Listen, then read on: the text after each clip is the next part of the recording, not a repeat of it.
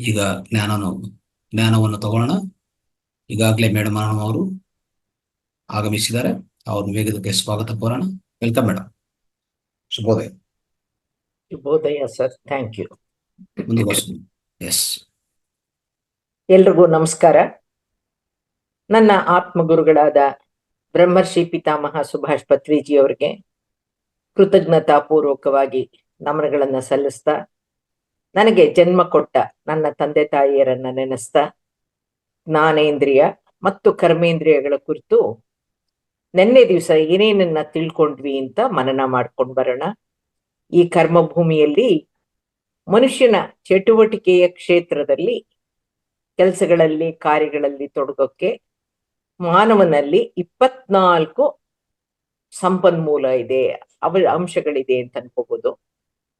ಈ 24 ಅಂಶಗಳು ಯಾವುವು ಅಂತ ನೆನಪು ಮಾಡ್ಕೊಳ್ಳಿ, ನೋಡೋಣ ನೆನಪಿಗೆ ಬರ್ತಾ ಇಲ್ವಾ ಅಂತ. ಆಧ್ಯಾತ್ಮ ಹೇಗೆ ಅಂದ್ರೆ, ಕೇಳಕ್ಕೆ ಕತೆ ತರ ಚೆನ್ನಾಗಿ ಕೇಳ್ತಾ ಇರ್ಬೋದು, ಯಾವತ್ತೂ ಕೇಳ್ದಿರೋ ಹೊಸ ವಿಚಾರಗಳನ್ನ ಕೇಳಿಸ್ಕೋಬಹುದು. ಆದ್ರೆ ನೆನ್ಪಿಸ್ಕೊಳಕ್ ಹೋದ್ರೆ ನೆನ್ಪಿಗೆ ಬರೋದೇ ಇಲ್ಲ. ಯಾಕೆಂದ್ರೆ ಒಂದೇ ಸಲ ಕೇಳಿರೋದು, ಮೊದಲನೇ ಸಲ ಕೇಳಿಸ್ಕೊಂಡಿರೋದು ಇನ್ನು ಅಳವಡಿಸ್ಕೊಂಡಿಲ್ಲ ಹಾಗೂ ಅರ್ಥ ಆಗಿಲ್ಲ ಅಂತಾನು ತಗೋಬಹುದು. ಅದಕ್ಕೆ ಕಲಿಕೆಯ ವಿಧಾನ ಶ್ರವಣ, ಮನನ, ನಿಧಿಧ್ಯಾಸನ ಅಂತ. ನಿನ್ನೆಯ ಯೂಟ್ಯೂಬ್ ಅನ್ನ ಮತ್ತೆ ಮತ್ತೆ ನೀವು ಕೇಳಿಸ್ಕೊಂಡು ಮನನ ಮಾಡಿದ್ರೆ ನೆನಪಿಸ್ಕೊಳ್ಳೋಕೆ ಸಾಧ್ಯ. ಹಾಗಾಗಿ ನಾವು ಬರೀ ಮಾನವ ಅಂದ್ರೆ ಮಾಂಸದ ಮುದ್ದೆ ಅಲ್ಲ, ನಮ್ಮಲ್ಲಿ ಎಷ್ಟೆಲ್ಲಾ ಅಂಶಗಳನ್ನ ಕೊಟ್ಟು ಅದನ್ನ ಬಳಸ್ಕೋ, ನೀನು ಜ್ಞಾನಿಯಾಗು, ಮುಕ್ತಿ ಪಡಿ, ಮಾಧವ ಆಗು ಅನ್ನಕ್ಕೆ ಏನೇನು 24 ಅಂಶಗಳು ನಮ್ಮಲ್ಲಿ ಕೊಟ್ಟಿದ್ದಾನೆ ಭಗವಂತ ಅಂದ್ರೆ, ಪಂಚಭೂತಗಳ 5, ಅಹಂಕಾರ, ಬುದ್ಧಿವಂತಿಕೆ ಮತ್ತು ಆತ್ಮ 3, ಜ್ಞಾನೇಂದ್ರಿಯಗಳ 5, ಕರ್ಮೇಂದ್ರಿಯಗಳ 5, ಮನಸ್ಸು 1, ಇಂದ್ರಿಯ ವಸ್ತುಗಳಾದ ರೂಪ, ಶಬ್ದ, ವಾಸನೆ, ರುಚಿ ಮತ್ತು ಸ್ಪರ್ಶಗಳ 5. ಈ 24 ಅಂಶಗಳ ಬಗ್ಗೆ ಹಾಗೂ ಇಂದ್ರಿಯಗಳ ಬಗ್ಗೆ ಭಾರತೀಯ ಆಧ್ಯಾತ್ಮಿಕ ಗ್ರಂಥಗಳಲ್ಲಿ ಏನಂತ ಹೇಳಿದ್ದಾರೆ ಅನ್ನೋದನ್ನು ನಿನ್ನೆ ತಿಳ್ಕೊಂಡಿದೀವಿ.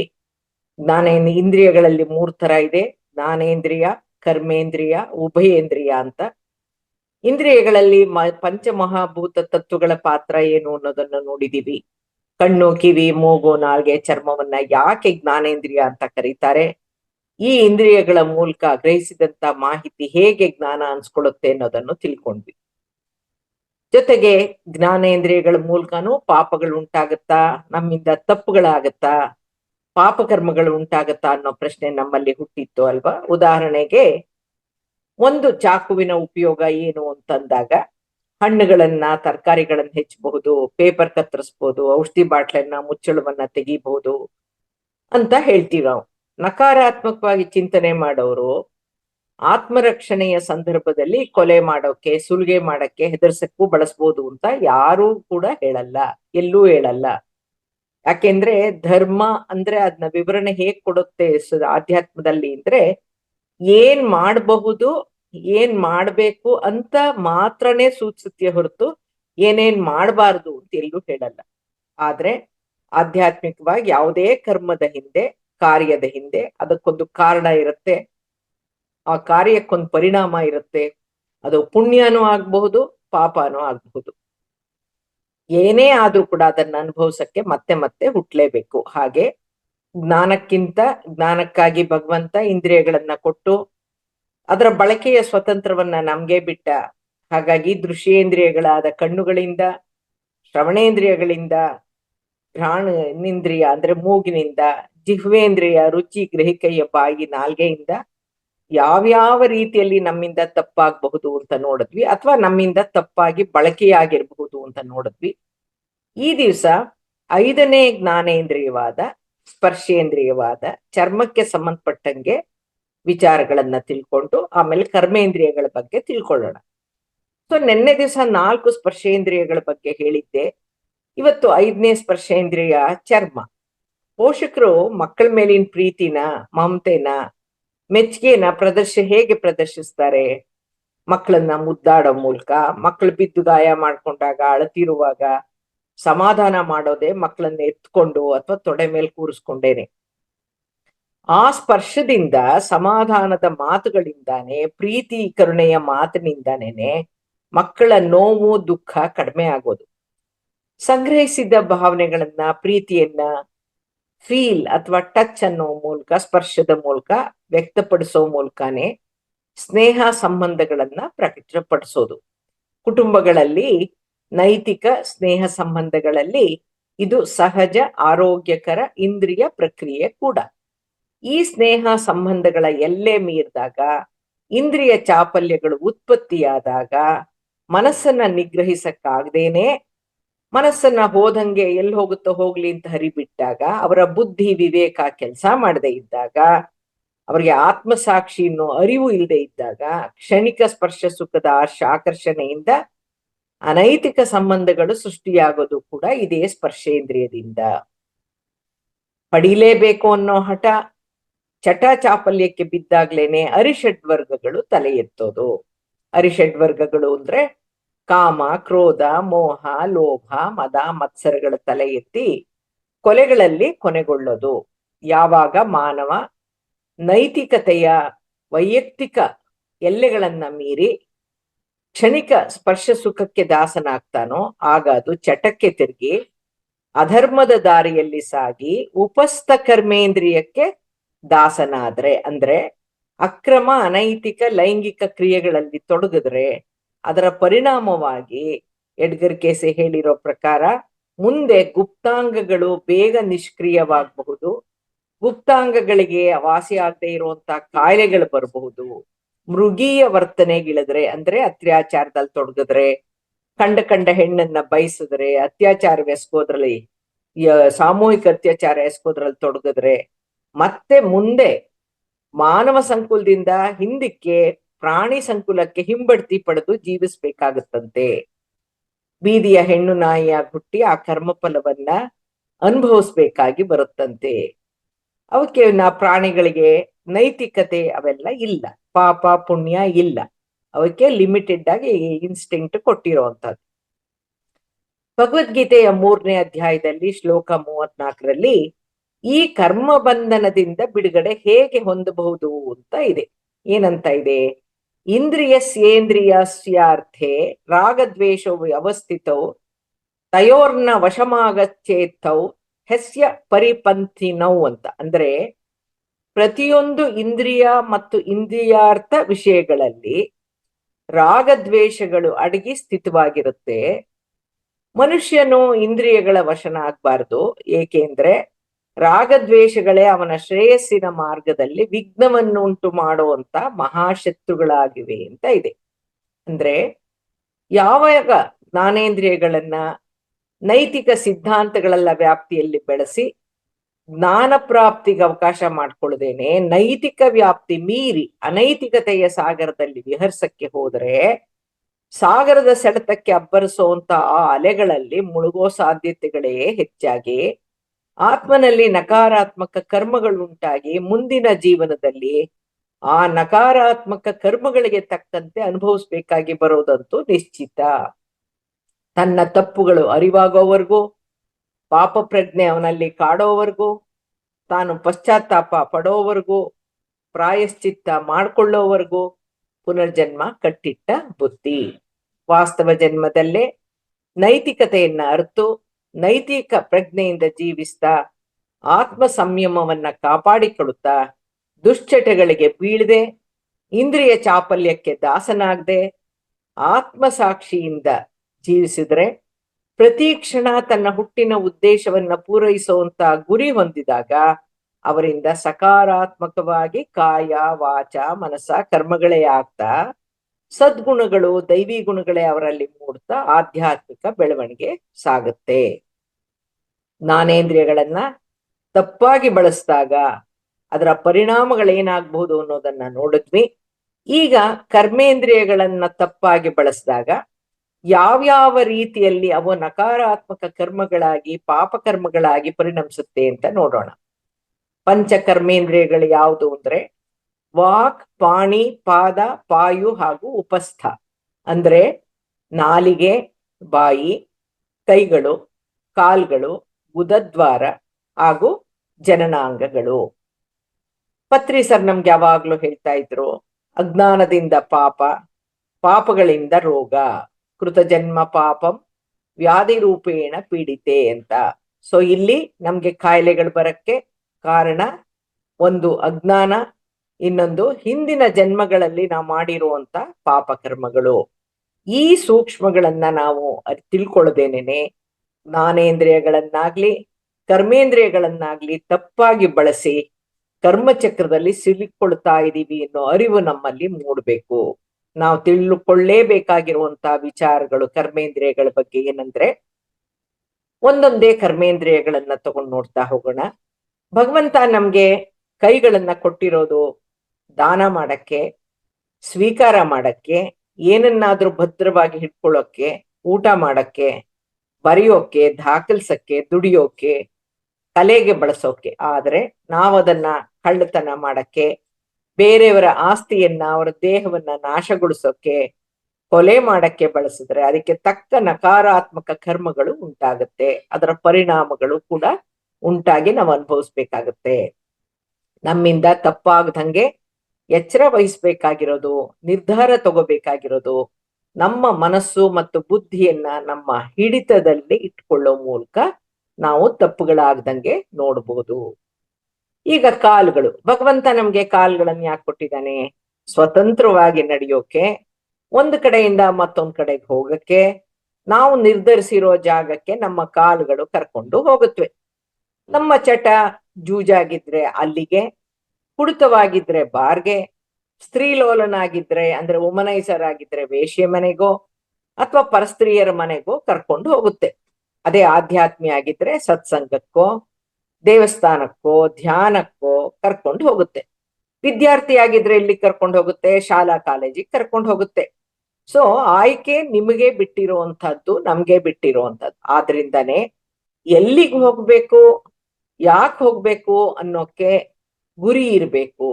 ಏನ್ ಮಾಡ್ಬೇಕು, ಏನ್ ಮಾಡ್ಬಾರ್ದು, ಎಲ್ಲಿಗೆ ಹೋಗ್ಬೇಕು, ಎಲ್ಲಿಗೆ ಹೋಗ್ಬಾರ್ದು ಅನ್ನೋ ಜ್ಞಾನ, ಅರಿವು, ಪ್ರಜ್ಞೆ ನಮ್ಮಲ್ಲಿರ್ಬೇಕು.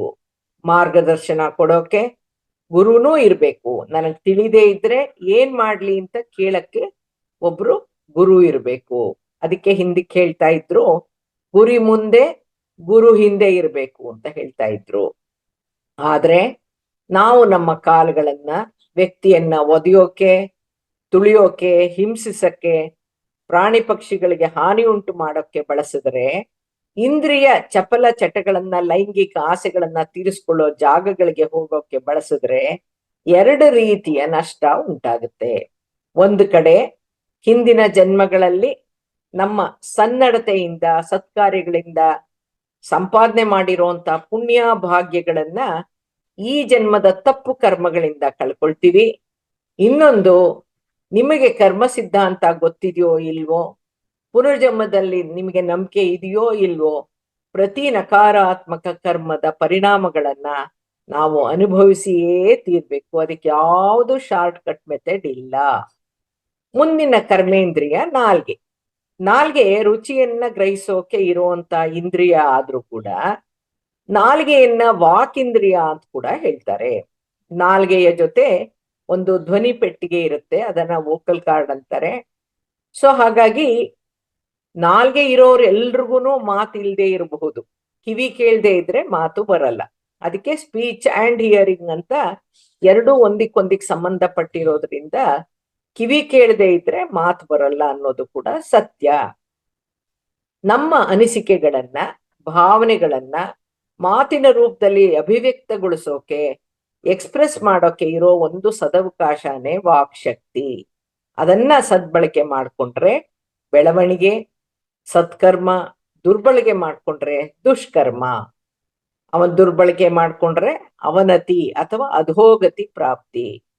ಮದ, ಸೇಡು ಮತ್ತು ಅಹಂಕಾರವನ್ನ ಸೂಚಿಸುವಂತ ಕೆಟ್ಟ ಮಾತುಗಳನ್ನಾಡೋದು ಕೂಡ ಈ ಬಾಯಿ ಮತ್ತು ನಾಲ್ಗೆ. ಸುಳ್ಳು ಹೇಳೋದು, ಮಾತಿನಿಂದ ನಂಬಿಸಿ ಮೋಸ ಮಾಡೋದು, ಮಾತಿನಿಂದ ಬೇರೆಯವರನ್ನ ನೋಯಿಸೋದು, ಅವಮಾನ ಮಾಡೋದು, ಆದ ಅವಮಾನದಿಂದ ಆತ್ಮಹತ್ಯೆ ಮಾಡ್ಕೊಳ್ಳೋಕೆ ಕಾರಣರಾಗೋದು, ಇವೆಲ್ಲಾನು ಮಾನವನಿಂದಾಗುವಂತ ವಾಚಾ ಕರ್ಮಗಳು. ಅದಕ್ಕೆ ಮಾತೆ ಮುತ್ತು, ಮಾತೆ ಮೃತ್ಯು ಅಂತ ಹೇಳಿರೋದು. ಈಗ ಮೂಗಿನ ಬಗ್ಗೆ ನೋಡೋಣ, ಘ್ರಾಣೇಂದ್ರಿಯದ ಬಗ್ಗೆ. ಚಪಲಕ್ಕೆ ಕಾರಣವಾಗಿರೋದು ಘ್ರಾಣೇಂದ್ರಿಯವಾಗಿರುವಂತ ಮೂಗು ಅಥವಾ ಮೂಗು ಮತ್ತು ನಾಲಿಗೆ. ಯಾಕಂದ್ರೆ ಚಪಲ ಅಂತ ಬಂದಾಗ ಒಂದು ವಾಸನೆ ಪರಿಮಳಗನು ಅಟ್ರಾಕ್ಟ್ ಮಾಡತ್ತೆ ನಮ್ಮನ್ನ. ನಾಲ್ಗೆ ಕೂಡ ಯಾವ್ದಾರ ಒಂದು ತಿಂಡಿ ಜ್ಞಾಪಿಸ್ಕೊಂಡ ತಕ್ಷಣ ನಮ್ಗೆ ನಾಲ್ಗೆಲಿ ಜ್ಯೂಸ್ ತರ ಉತ್ಪತ್ತಿ ಆಗುತ್ತೆ, ತೇವಾಂಶ ಉತ್ಪತ್ತಿ ಆಗುತ್ತೆ. ಹಾಗಾಗಿ ರುಚಿನ ತಿಳಿಯೋದು ನಾಲ್ಗೆಯಲ್ಲಿ, ನಾವು ಪರಿಮಳ ಗ್ರಹಿಸೋದು ಮೂಗಿನಲ್ಲಿ. ಅಕ್ಕಪಕ್ಕದ ಮನೆಯಲ್ಲಿ ಏನಾದ್ರೂ ಅಕ್ಕಿ ರೊಟ್ಟಿ ಮಾಡ್ತಾ ಇದ್ರೆ ಅಥವಾ ಚಕ್ಲಿ ಕರಿತಾ ಇದ್ರೆ ಅದರ ಪರಿಮಳ ಸವದಂತ ಕುಟುಂಬದ ಸದಸ್ಯರು ತಕ್ಷಣ ಯಾರಾದ್ರೂ ಒಬ್ರು ರಿಯಾಕ್ಟ್ ಮಾಡ್ತಾರೆ. ಏನಂತ? ನಮ್ಮನೇಲಿ ಚಕ್ಲಿ ಮಾಡಿ ಎಷ್ಟ್ ದಿನ ಆಯ್ತು ಅಂತ ಒಬ್ರು ಅಂದ್ರೆ ಮತ್ತವ್ರು, ಅಮ್ಮ ಅಕ್ಕಿ ರೊಟ್ಟಿ ವಾಸನೆ ಕಾಣುತ್ತೆ, ನಾಳೆ ಅಕ್ಕಿ ರೊಟ್ಟಿ ಮಾಡಮ್ಮ ಅಂತ ಮೂಗಿನ ಮೂಲಕ ಆ ಪರಿಮಳವನ್ನ ಘ್ರಾಣಿಸಿ ಆ ಪರಿಮಳ ನಾಲ್ಗೆಗೆ ಚಪಲ ಉಂಟು ಮಾಡುತ್ತೆ ಅನ್ನೋದು ಸಹಜ. ಭಗವದ್ಗೀತೆಯಲ್ಲಿ 3 ರೀತಿಯ ಆಹಾರಗಳ ಬಗ್ಗೆ ಉಲ್ಲೇಖ ಇದೆ: ತಮಸಿಕ, ರಜಸಿಕ ಹಾಗೂ ಸಾತ್ವಿಕ. ಆಹಾರಕ್ಕೂ ಕರ್ಮಕ್ಕೂ ಅಧೋಗತಿಗಿಳಿಯಕ್ಕೂ ಆಧ್ಯಾತ್ಮಿಕ ಬೆಳವಣಿಗೆಗೂ ಸಂಬಂಧ ಇದೆ. ಮನುಷ್ಯನ ಸ್ವಭಾವಕ್ಕೂ ಅವನ ನಡವಳಿಕೆಗೂ ಆಹಾರಕ್ಕೂ ನೇರವಾದ ಸಂಬಂಧ ಇದೆ. ಮನಸ್ಸಿನ ಸ್ಥಿತಿಗೂ ಬುದ್ಧಿಶಕ್ತಿಗೂ ಆಹಾರಕ್ಕೂ ನೇರವಾದ ಸಂಬಂಧ ಇದೆ. ಹಾಗಾಗಿ ನಾವು ಯಾರ ಮನೆಯಲ್ಲಿ ಯಾರ ಕೈನ ಊಟ ಅಥವಾ ತಿಂಡಿ ತಿಂತೀವಿ ಅನ್ನೋದು ಬಹಳ ಮುಖ್ಯ. ಆ ವ್ಯಕ್ತಿಯ ವೃತ್ತಿ, ಸ್ವಭಾವ, ಅವನ ದಿನನಿತ್ಯ ಜೀವನದ ಕರ್ಮಗಳ ಪ್ರಭಾವ, ಅವನ ಸಂಪಾದನೆ ಮಾಡೋ ರೀತಿ, ಅವರ ಮನೆಯ ನೀರು ಆಹಾರದಲ್ಲಿ ಇರುತ್ತೆ ಅನ್ನೋಕೆ ಒಂದು ಕಥೆ ಇದೆ. ಅಂದ್ರೆ ಹೇಗೆ ಆ ಗುಣ ಕೂಡ ಆಹಾರಕ್ಕೆ ಬರುತ್ತೆ ಅನ್ನೋದನ್ನ ತಿಳ್ಕೊಳ್ಳೋಕೆ, ಒಬ್ಬ ಸನ್ಯಾಸಿ ಕಾಡ್ನಲ್ಲಿ ರಾತ್ರಿ ಹೋಗ್ತಾ ಇರ್ತಾನೆ. ಕತ್ಲೆ ಆಗಕ್ಕಾಯ್ತು ಅಂತ ರಾತ್ರಿ ಪ್ರಯಾಣನ ನಿಲ್ಲಿಸ್ಬಿಟ್ಟು ಅವ್ನು ಉಳ್ಕೋಬೇಕಾಗತ್ತೆ. ಆಗ ಅವ್ನ ರಸ್ತೆಯಲ್ಲಿ ಮುಂದುವರಿತಾ ನೋಡ್ತಾನೆ, ಅಲ್ಲೊಂದು ಗುಡಿಸ್ಲು ಕಾಣತ್ತೆ. ಸರಿ, ಆ ಗುಡಿಸ್ಲ ಹತ್ರ ಅಲ್ಲೇ ಜಗ್ಲಿ ಕಾಣತ್ತೆ. ಹಾಗಾದ್ರೆ ಜಗ್ಲಿ ಮೇಲೆ ಅಲ್ಲೇ ಮಲ್ಕೊಂಡು ಬೆಳಗ್ಗೆ ಸೂರ್ಯ ಹುಟ್ಟಿದ ತಕ್ಷಣ ಹೊರಟ್ಬಿಡೋಣ ಅಂತ ಅಲ್ಲಿ ಗುಡಿಸಲಿನ ಆ ಒಂದು ಪಡಸಾಲೆ ಅಂತಾನೋ ಅಥವಾ ಜಗಲಿ ಅಂತೀವೋ ಅದ್ರ ಮೇಲೆ ಕೂತ್ಕೊಳ್ತಾನೆ. ಏನೋ ಸದ್ದಾಯ್ತಲ್ಲ ಅಂತ ಒಳಗಿಂದ ಒಬ್ಬ ವ್ಯಕ್ತಿ ಬಂದು ನೋಡ್ತಾನೆ. ನೋಡ್ಬಿಟ್ಟು, ಇಲ್ಯಾಕೆ ಕೂತಿದ್ದೀರಾ ನೀವು? ಯಾಕೆಂದ್ರೆ ಅವರು ಸನ್ಯಾಸಿ ವೇಷದಲ್ಲಿ ಇದ್ದಿದ್ರಿಂದ ಗೊತ್ತಾಗತ್ತೆ ಯಾರೋ ಸನ್ಯಾಸಿ ಬಂದಿದ್ದಾರೆ, ಪಾಪ ಅವ್ರು ಯಾಕೆ ಆಚೆ ಇರ್ಬೇಕು ಅಂತ. ಬನ್ನಿ ಒಳಗಡೆ ಅಂದ್ರೆ, ಬೇಡ ನನಗೆ, ನಾನು ಆಚೆನೆ ಇರ್ತೀನಿ, ಬೆಳಗ್ಗೆ ಹಗಲ್ ಹುಟ್ಟುತ್ತಾ ಇದ್ದ ಹಾಗೆ ನಾನು ಹೊರಟೋಗ್ತೀನಿ ಅಂತ ಹೇಳಿ ಬೇಡ ಅಂತಾನ. ಆದ್ರೂ ಕೂಡ ಅವನು ಅವ್ರಿಗೆ ಉಪಚಾರ ಮಾಡಿ, ಖಂಡಿತ ಬನ್ನಿ ಒಳಗಡೆ ಬನ್ನಿ ಅಂತ ಮಾಡಿ ಅಡಿಗೆ ಮಾಡಿ ಬಡಿಸ್ತಾನೆ. ಅನ್ನ ಮೊಸರು ಬಡಿಸ್ತಾನ ಅವನು. ಸರಿ, ಆ ಸನ್ಯಾಸಿ ಊಟನೂ ಮಾಡ್ತಾನೆ, ಅವನು ಮಲ್ಕೊಳ್ಳೋಕ್ಕೂ ಜಾಗ ಕೊಡ್ತಾನೆ, ಮಲ್ಕೊಳ್ತಾನೆ. ಆದ್ರೆ ಮಲ್ಕೊಂಡ್ರೆ ಎಷ್ಟೊತ್ತಾದ್ರೂ ನಿದ್ದೆ ಬರಲ್ಲ. ಅವನ್ ಸನ್ಯಾಸಿ ಮನ್ಸಲ್ಲಿ ಏನ್ ಕೆಲಸ ಮಾಡತ್ತೆ ಅಂದ್ರೆ, ಈ ಕಾಡಲ್ಲಿ ಇಷ್ಟು ಚೆನ್ನಾಗಿರೋ ಮೊಸರು ಹೇಗ್ ಸಿಕ್ತು, ಎಷ್ಟು ಚೆನ್ನಾಗಿತ್ತು ಅಂತ ಮೊಸರು ಅಂತಾನೆ ಅನ್ಕೊಂಡು ನಿದ್ದೆನೂ ಮಾಡ್ತಾನೆ. ಬೆಳಗ್ಗೆ ಎಚ್ಚರ ಆದ ತಕ್ಷಣ ಅವನು ಊಟ ಮಾಡಿದ್ನಲ್ಲ, ಬೇಗ ಎಚ್ಚರ ಆಗತ್ತೆ. ಎಚ್ಚರ ಆಗಿ ಆಚೆಗೆ ಹೋಗ್ತಾನೆ. ಮೊಸರು ಇಲ್ಲೆಲ್ಲಿ ಸಿಗುತ್ತೆ ಅಂತ ನೋಡಿದ್ರೆ ಒಂದು ಹಸು ಕಟ್ಟಿರ್ತಾನ. ಅವನು ಕಟ್ಟಿದ್ದನ್ನ ನೋಡಿದ ತಕ್ಷಣ ಹಸುನ ಬಿಚ್ಕೊಂಡು ಅವನು ಹೇಳ್ದೇನೆ ಸೀದಾ ಹೊರಟೋಗ್ಬಿಡ್ತಾನೆ. ಅವನು ಹೋಗಿ ನಡ್ಕೊಂಡು ಕಾಡು ದಾಟ್ಕೊಂಡು ಊರ್ ಹತ್ರಕ್ಕೂ ಹೊರಟೋಗ್ತಾನೆ. ಆಮೇಲೆ ಅವನಿಗನ್ಸುತ್ತೆ, ನನ್ ಕೈಯಲ್ಲಿ ಯಾಕೆ ಹಗ್ಗ ಇದೆ ಅನ್ಬಿಟ್ಟು ಆಲೋಚನೆ ಮಾಡ್ತಾನೆ. ಅಯ್ಯಯ್ಯೋ, ನಾನು ಮೊಸರು ತುಂಬಾ ಚೆನ್ನಾಗಿತ್ತು ಅಂತ ಆಲೋಚನೆಯಲ್ಲಿ ಮಲಗದೆ ಬೆಳಗ್ಗೆ ಎದ್ದವನೇ ಮೊಸರಿಗೆ ಎಲ್ಲಿ ಸಿಗುತ್ತೆ ಅಂತ ನೋಡಿದ್ರೆ ಹಸು ಕಾಣಿಸ್ತು.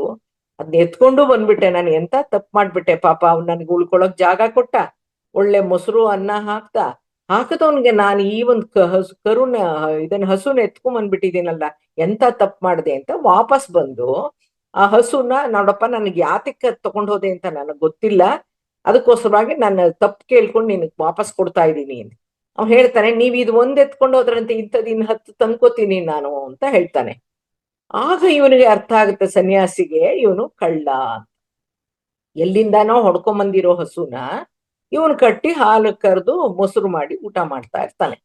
ಆಗ ಅವನ್ಗೆ ಅರ್ಥ ಆಗುತ್ತೆ, ಅವನು ಕಳ್ಳತನದಿಂದ ತಂದಿದ್ದಂತ ಹಸುವಿನ ಹಾಲಿನ ಇವನು ಹೆಪ್ಪಾಕಿ ಇವನು ಬಡಿಸಿದ್ರಿಂದ ಇವನ ನಕಾರಾತ್ಮಕ ತರಂಗಗಳು, ಕಂಪನಗಳು, ಆ ಒಂದು ಬುದ್ಧಿ, ಆ ವೃತ್ತಿಯ ಒಂದು ಫಲ ಎಲ್ಲಾನು ಆ ಮೊಸರಲ್ಲಿ ಇದ್ದಿದ್ರಿಂದ ಅದು ಆ ಸನ್ಯಾಸಿಗೆ ವರ್ಗಾವಣೆ ಆಗಿ ಅವನಿಗೂ ಕಳ್ತನ ಮಾಡ್ಬೇಕು ಅನ್ನೋಂತ ಮನಸ್ಸು ಬಂದು ಹಸುನ ಬಿಚ್ಕೊಂಡು ಹೊಟ್ಟೋಗಿರ್ತಾನೆ.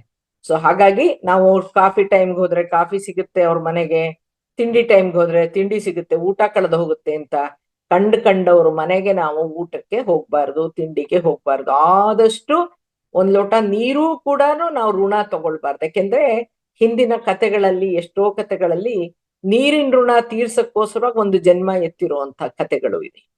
ಹಾಗಾಗಿ ಅನ್ನೆಸರಿಯಾಗಿ ನಾವು ಋಣನ ಬೆಳೆಸ್ಕೋಬಾರ್ದು ಅನ್ನಕ್ಕೆ ಇದೊಂದು ಮಾಹಿತಿ ಪೂರ್ಣ ಒಂದು ಕಥೆ ಇದೆ. ಇನ್ನ ಮುಂದಿನ ಕರ್ಮೇಂದ್ರಿಯ ಯಾವುದು? ಪಾಯು ಇಂದ್ರಿಯ, ಅಂದ್ರೆ ಮಲ ವಿಸರ್ಜನೆ, ಉತ್ಸರ್ಗ ಅಂಗ ಗುದದ್ವಾರ. ನಿಮ್ಗೆ ಅನ್ನಿಸ್ಬೋದು, ಈ ಗುದದ್ವಾರ ಯಾತಕ್ಕಿಲ್ ಕರ್ಮೇಂದ್ರಿಯಕ್ ಬಂತು? ನಾವು ಮುಂಚೆನೆ ಹೇಳಿದೀನಿ, ಚಲನೆ ಆಗುವಂತಹದ್ದು, ತನ್ನಂತೆ ತಾನೇ ಆಡುವಂತಹದ್ದು, ಪ್ರತಿದಿನ ಕೆಲಸ ಮಾಡುವಂತ ಅಂಗಾಂಗಗಳು ಯಾವುದು ಅನ್ನೋದ್ರಲ್ಲಿ ಗುದದ್ವಾರ ಕೂಡ ಒಂದು ಪಾಯು ಇಂದ್ರಿಯ, ಮಲ ವಿಸರ್ಜನೆಗೆ. ಅದಕ್ಕೆ ಉತ್ಸರ್ಗ ಅಂಗ ಅಂತ ಹೇಳ್ತಾರೆ. ನಾವು ದಿನನಿತ್ಯ ಸೇವಿಸೋ ಆಹಾರದ ತ್ಯಾಜ್ಯ ಅಂಶವನ್ನ ದೇಹದಿಂದ ಹೊರಹಾಕುವಂತ ಕೆಲಸ ಮಾಡೋದೇ ಮಲ ವಿಸರ್ಜನಾ ಅಂಗ ಗುದದ್ವಾರ. ಒಂದೆರಡು ದಿನ ಮಲ ವಿಸರ್ಜನೆ ಆಗದೆ ಇದ್ರೆ ಅಥವಾ ಬದ್ಧತೆ ಆದ್ರೆ ಆ ಕಷ್ಟವನ್ನ ಅನುಭವಿಸಿದವ್ರಿಗೆ ಮಾತ್ರ ಅರ್ಥ ಆಗಕ್ ಸಾಧ್ಯ. ಈ ಕರ್ಮೇಂದ್ರಿಯವು ಸರಿಯಾಗಿ ಕೆಲಸ ಕಾರ್ಯ ನಿರ್ವಹಿಸಕ್ಕೆ ಸಾಧ್ಯವಾಗುವಂತಹ ಸರಿಯಾದ ನಾರು ಭರಿತ ಆಹಾರದಿಂದ, ಉತ್ತಮ ಜೀವನ ಶೈಲಿಯಿಂದ ಕಾಪಾಡಿಕೊಂಡು ಇತರರಿಗಾಗ್ಲಿ ಪ್ರಕೃತಿಗಾಗ್ಲಿ ಹಾನಿಯುಂಟು ಮಾಡದಂಗೆ ಕಾಪಾಡಿಕೊಳ್ಳಲೇಬೇಕಾದಂತ ಅತಿ ಮುಖ್ಯ ಅಂಗ ಕರ್ಮೇಂದ್ರಿಯ ಗುದದ್ವಾರ. ಹಾಗಾಗಿ ಇಲ್ಲೇನ್ ಹೇಳ್ತಾರೆ ಅಂದ್ರೆ, ಎಲ್ಲಿಂದ್ರೆ ಅಲ್ಲಿ ಮಲಮೂತ್ರ ವಿಸರ್ಜನೆ ಮಾಡೋದಾಗ್ಲಿ, ಪ್ರಕೃತಿಗೆ ಡ್ರೈನೇಜ್ ನೀರನ್ನ ನದಿಗಳಿಗೆ ಕೆರೆಗಳಿಗೆ ಬಿಡುವಂತಹದ್ದಾಗ್ಲಿ, ಇಂಥದ್ದೆಲ್ಲ ಮಾಡಬಾರ್ದು, ಪ್ರಕೃತಿಗೆ ಹಾನಿ ಮಾಡಬಾರ್ದು ಅನ್ನೋದು ಇಲ್ಲೊಂದು ಮಾಹಿತಿ ಇದೆ. ಈಗ 5ನೇ ಕರ್ಮೇಂದ್ರಿಯ ಉಪಸ್ಥ ಇಂದ್ರಿಯ, ಅಂದ್ರೆ ಮೂತ್ರ ವಿಸರ್ಜನೆಗೆ ಮತ್ತು ಜನನೇಂದ್ರಿಯಗಳು. ಈ ಸಂತಾನೋತ್ಪತ್ತಿಯ ಅಂಗ, ನವಜೀವನವನ್ನ ಸೃಷ್ಟಿ ಮಾಡುವಂತ, ಕುಟುಂಬದ ಪೀಳಿಗೆಯನ್ನ ಸಂತತಿಯನ್ನ ಬೆಳೆಸುವಂತ ಇಂದ್ರಿಯ, ಜೆನೈಟಲ್ ಆರ್ಗನ್ಸ್. ಅದು ಶಿಶ್ನ ಇರ್ಬೋದು, ಯೋನಿ ಇರಬಹುದು. ಈ ಕರ್ಮೇಂದ್ರಿಯಗಳಿಂದ ತಪ್ಪೆಸಗೋದು ಸರ್ವೇ ಸಾಮಾನ್ಯವಾಗಿದೆ. ಘೋರ ತಪ್ಪುಗಳಾಗ್ತಾ ಇದೆ. ಅನೈತಿಕವಾದ ಸಂಬಂಧಗಳಲ್ಲಿ, ಅನೈತಿಕ ಲೈಂಗಿಕ ಕ್ರಿಯೆಗಳಲ್ಲಿ ತೊಡಗೋದು, ಅಸಹಜ ಲೈಂಗಿಕ ಕ್ರಿಯೆಯಲ್ಲಿ ತೊಡಗೋದು, ನಮ್ಮ ಲೈಂಗಿಕ ತೃಪ್ತಿಗಾಗಿ ಅಪ್ರಾಪ್ತ ವಯಸ್ಸಿನ ಹೆಣ್ಣು ಮಕ್ಕಳನ್ನ ಶೋಷಣೆಗೊಳಪಡಿಸೋದು, ಒಂಟಿ ಹೆಣ್ಣು ಮಕ್ಕಳನ್ನ ಅಪಹರಣ ಮಾಡಿ ಸಾಮೂಹಿಕ ಅತ್ಯಾಚಾರ ಮಾಡಿ ಕೊಲ್ಲೋದು, ವೇಶ್ಯಾವಾಟಿಕೆ ನಡೆಸೋದು ಘನಘೋರ ಕರ್ಮ.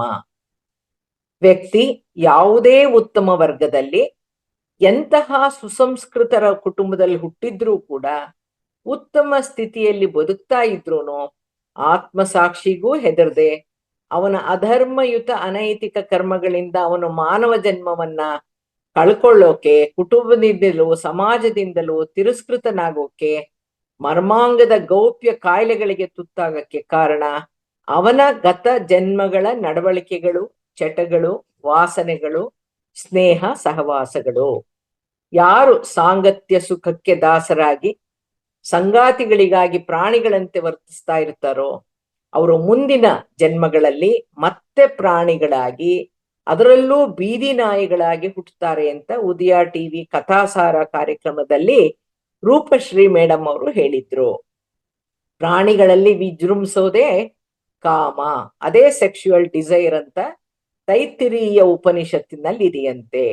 ಭಗವದ್ಗೀತೆಯ 33ನೇ ಅಧ್ಯಾಯದ 43ನೇ ಶ್ಲೋಕದ ಅಸಾಧಾರಣ ಕಾಮ ಅನ್ನುವಂತ ಒಂದು ಶತ್ರುವನ್ನ ಕೊಂದು ಹಾಕು ಅಂತ ಶ್ರೀಕೃಷ್ಣ ತಿಳಿಸಿದಾನೆ.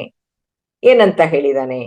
ಏವಂ ಬುದ್ಧೇ ಪರಂ ಬುದ್ಧ್ವಾ ಸಂಸ್ತಭ್ಯಾತ್ಮಾನಮಾತ್ಮನ ಅಹಿ ಶತ್ರುಂ ಮಹಾಬಾಹೋ ಕಾಮರೂಪಂ ದುರಾಸದಂ ಅಂತ ಹೇಳಿದೆ. ಅಂದ್ರೆ ಆತ್ಮ ಅನ್ನೋದು ಬುದ್ಧಿಗಿಂತ ಶ್ರೇಷ್ಠ ಅನ್ನೋದನ್ನ ಅರ್ಥ ಮಾಡ್ಕೊಂಡು, ಉನ್ನತ ಆತ್ಮದಿಂದ ಅಂದ್ರೆ ಆತ್ಮಶಕ್ತಿಯಿಂದ ಕೆಳಗಿನ ಆತ್ಮವನ್ನ ಅಂದ್ರೆ ಇಂದ್ರಿಯಗಳು, ಮನಸ್ಸು, ಬುದ್ಧಿಯನ್ನ ನಿಗ್ರಹಿಸಿ ಆತ್ಮಜ್ಞಾನದ ಮೂಲಕ ಕಾಮ ಅನ್ನುವಂತ ಅಸಾಧಾರಣ ಶತ್ರುವನ್ನ ಕೊಲ್ಲಬೇಕು ಅಂತ ಶ್ರೀಕೃಷ್ಣ ಹೇಳಿದಾನೆ.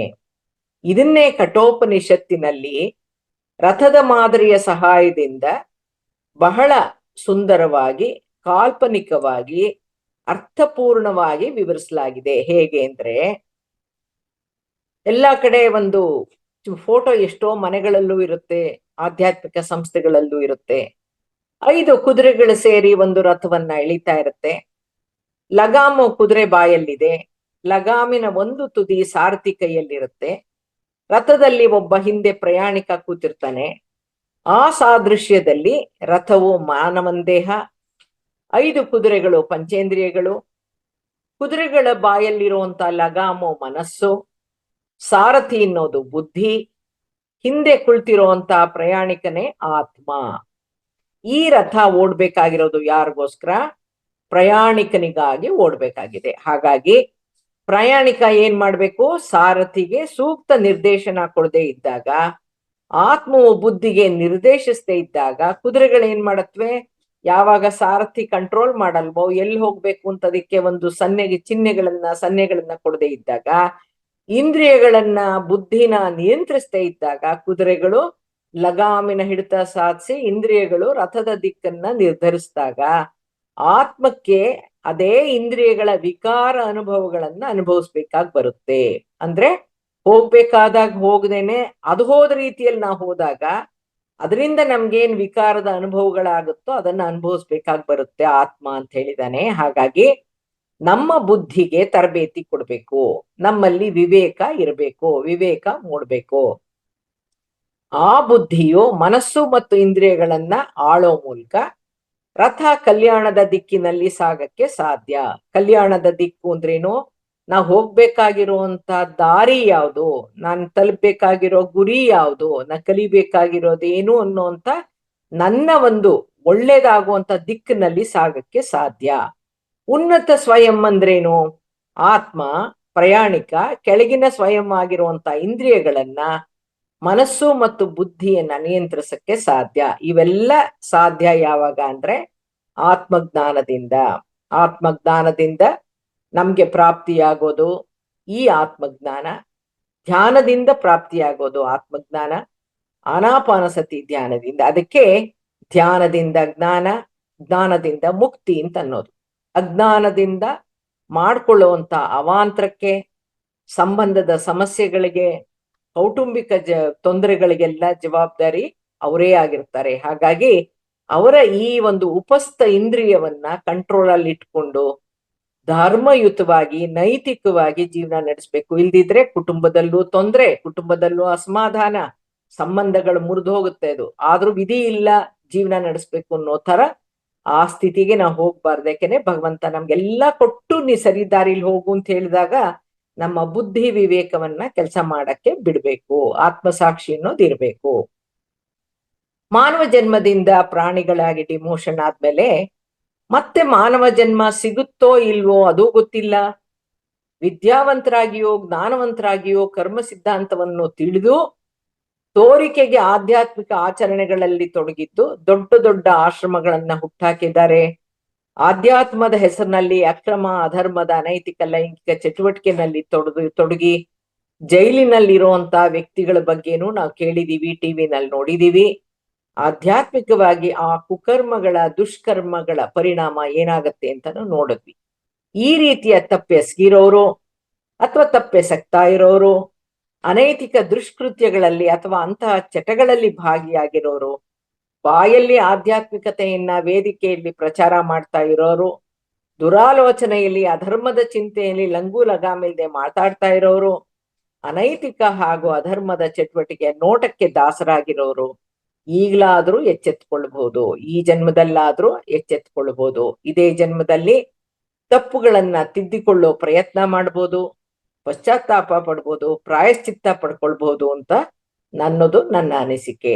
ಅನೈತಿಕ ದುಷ್ಕೃತ್ಯಗಳಲ್ಲಿ ಅಥವಾ ಅಂತಹ ಚಟಗಳಲ್ಲಿ ಭಾಗಿಯಾಗಿರೋರು ಒಂದು ವೇಳೆ ಮಾನವ ಜನ್ಮ ಪಡೆದ್ರೂ ಕೂಡ ಈ ಜನನಾಂಗಗಳು ನಿಷ್ಕ್ರಿಯವಾಗಿ ಆ ಇಂದ್ರಿಯ ಸುಖಕ್ಕೆ ಅನರ್ಹನಾಗಿ ಕೌಟುಂಬಿಕ ಸುಖಕ್ಕೆ ಯೋಗ್ಯನಲ್ಲದವನಾಗೋದಂತೂ ಖಂಡಿತ ಅಂತನೋ, ಯಾವ್ಯಾವ ಅಂಗಗಳನ್ನ ದುರುದ್ದೇಶದಿಂದ ತಪ್ಪಾಗಿ ಅತಿ ಹೆಚ್ಚಾಗಿ ಅನೈತಿಕವಾಗಿ ಅಸಹಜ ರೀತಿಯಲ್ಲಿ ಬಳಸ್ತಾರೋ ಅವರ ಆಯಾ ಅಂಗಗಳು ಮುಂದಿನ ಜನ್ಮದಲ್ಲಿ ಕಾರ್ಯ ನಿರ್ವಹಿಸದ ಹಾಗೂ ನಿಷ್ಕ್ರಿಯವಾಗಿರೋ ಇರುತ್ತೆ ಅಂತ ಅಂತಹವರ ಪತ್ನಿಯರು ಪರಪುರುಷನ ಸ್ನೇಹ ಬೆಳೆಸಿದ್ರೂ ಕೂಡ ಹೊಂದಿದ್ರೂ ಕೂಡ ಏನೂ ಮಾಡಲಾಗದಂತ ಅಸಹಾಯಕ ಸ್ಥಿತಿಯಲ್ಲಿ ಇರ್ಬೇಕಾಗತ್ತೆ ಅನ್ನೋದನ್ನ ಎಡ್ಗರ್ ಕೇಸಿ ಕೂಡ ಅವನ ಮೆನಿ ಮ್ಯಾನ್ಷನ್ಸ್ ಪುಸ್ತಕದಲ್ಲಿ ಲಾ ಆಫ್ ಕರ್ಮ ಅನ್ನೋ ಪುಸ್ತಕದಲ್ಲಿ ಹೇಳಿದಾನೆ, ದಾಖಲಿಸಿದಾನೆ.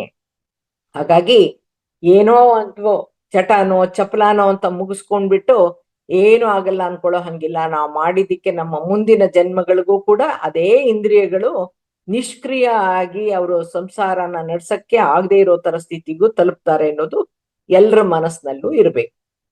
ಈ ಧರ್ಮಯುತ ಜೀವನದ ಬಗ್ಗೆ ಅರಿವಿಲ್ದೆ ಅಧರ್ಮದ ಚಟುವಟಿಕೆಗಳಲ್ಲಿ ತೊಡಗಿದ್ರೆ ಏನಾಗುತ್ತೆ?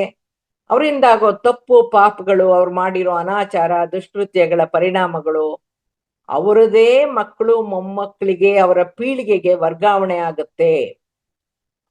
ಅಂತಹವರ ಅಧರ್ಮದ ಅನೈತಿಕ ಜೀವನ ನಡೆಸಿರೋರ ಮಕ್ಕಳುಗಳು ಪೀಳಿಗೆ ಕಷ್ಟದ ಜೀವನವನ್ನ ಅನುಭವಿಸ್ಬೇಕಾಗತ್ತೆ. ಮಾಡಿದ್ದು ಕೆಟ್ಟದ್ದೇ ಇರ್ಲಿ ಒಳ್ಳೇದೇ ಇರ್ಲಿ ಮುಂದಿನ ಪೀಳಿಗೆ ಅನುಭವಿಸುತ್ತೆ.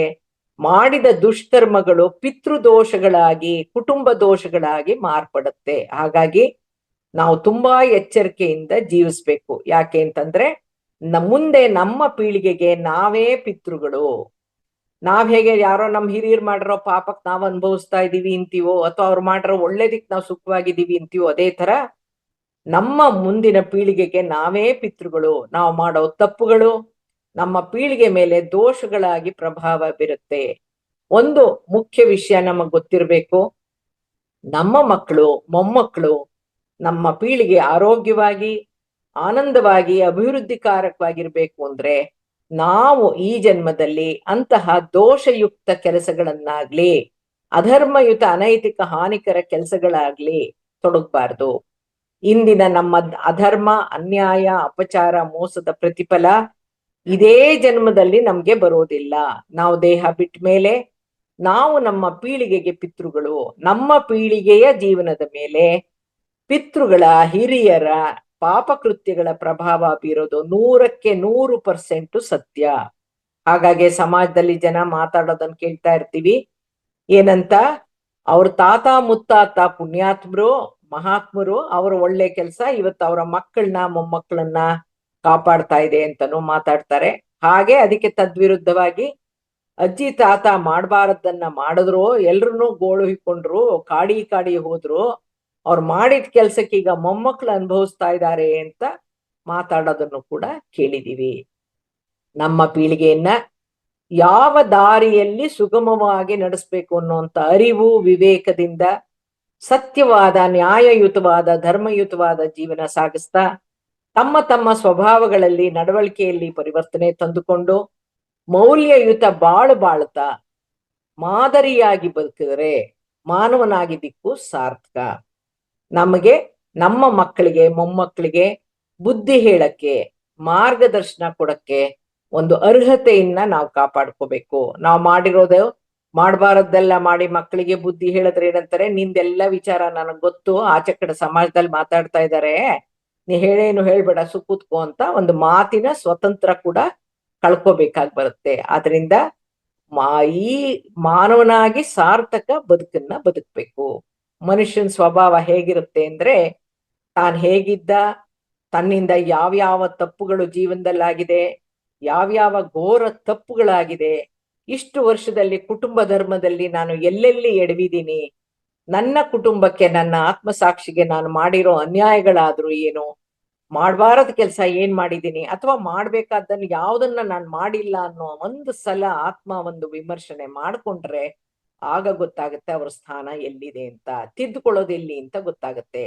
ತನ್ನಿಂದ ಯಾವ್ಯಾವ ಲೋಪದೋಷಗಳಾಗಿದೆ, ತನ್ನ ನಡೆ ನುಡಿ ಎಲ್ಲೆಲ್ಲಿ ಹೀನಾಯವಾಗಿತ್ತು ಅಂತ ಆತ್ಮವಿಮರ್ಶನೆ ಮಾಡ್ಕೊಳ್ಳದೇನೆ ಎಲ್ಲವನ್ನೂ ಈ ಒಂದು ಇಂದ್ರಿಯ ವಾಕೇಂದ್ರಿಯದಲ್ಲಿ ವಿಶ್ಲೇಷಿಸ್ತಾ ಧರ್ಮರಾಯನ್ ತರ ಯಾರ್ಯಾರು ಹೇಗಿರ್ಬೇಕು, ಏನ್ ಮಾಡ್ಬೇಕಿತ್ತು, ಅವ್ರು ಮಾಡಿರೋ ತಪ್ಪುಗಳನ್ನ ತೋರಿಸ್ತಾ ಕಣ್ಣು ಹುಡುಕ್ತಾ ಭಾಷಣ ಬಿಗಿಯೋರೇ ಜಾಸ್ತಿ.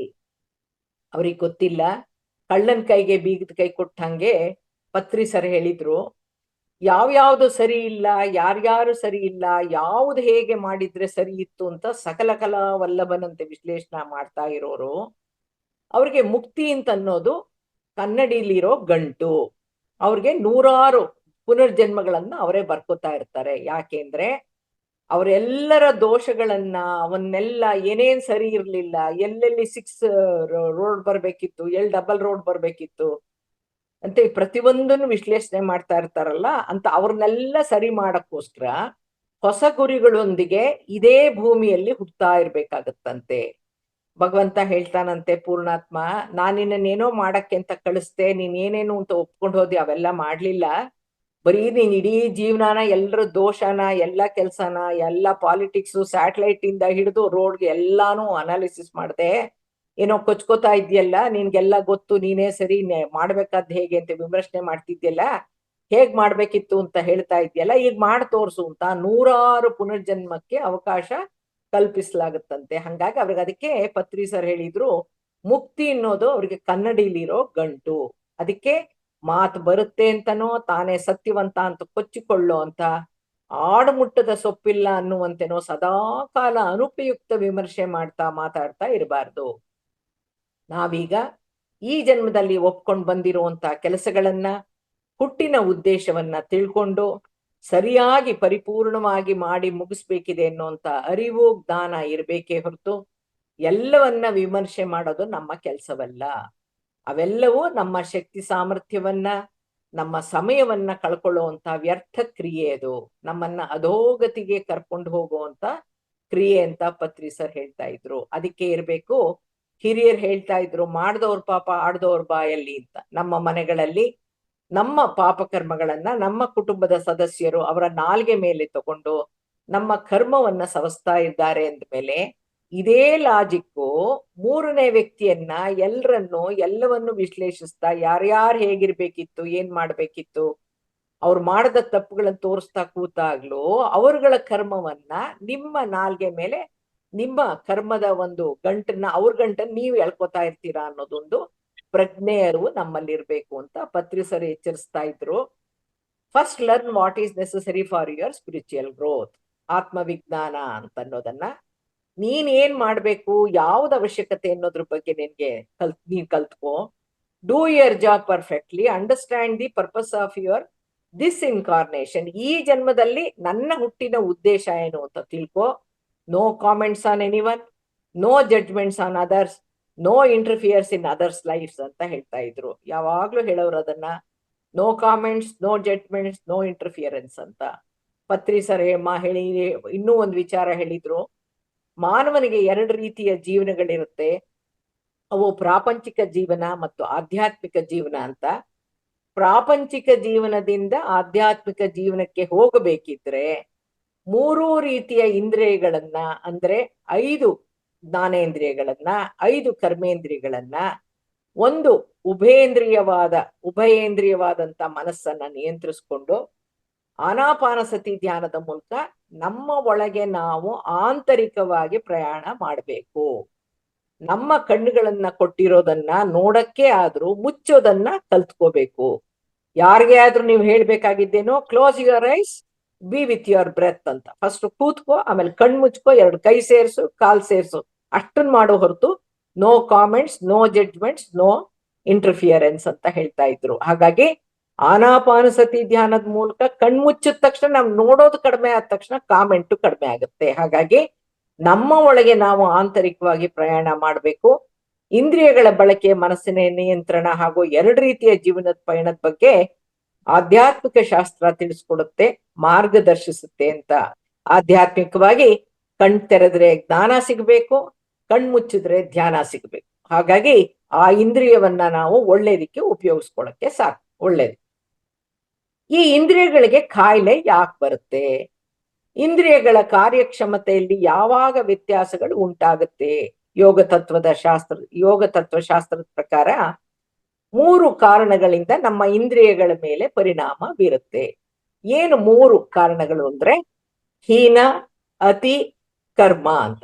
ಅಂದ್ರೆ ಮೊದಲನೇದು ಹೀನ, 2ನೇದು ಅತಿ, 3ನೇದು ಕರ್ಮ ಅಂತ. ಈ 3 ಕಾರಣಗಳಿಂದ ಯೋಗ ತತ್ವಶಾಸ್ತ್ರದ ಪ್ರಕಾರ ನಮ್ಮ ಇಂದ್ರಿಯಗಳ ಮೇಲೆ ಪರಿಣಾಮ ಬೀರುತ್ತೆ. ಹೀನ ಅಂದ್ರೇನು? ಅದು ಇಂದ್ರಿಯ ಅಂಗದಲ್ಲಿಯೇ ಕೊರತೆ ಅಥವಾ ದೌರ್ಬಲ್ಯವಿದ್ದಾಗ ಇಂದ್ರಿಯ ಅರ್ಥದಲ್ಲಿ ನ್ಯೂನತೆ ಕಂಡು ಬರಬಹುದು.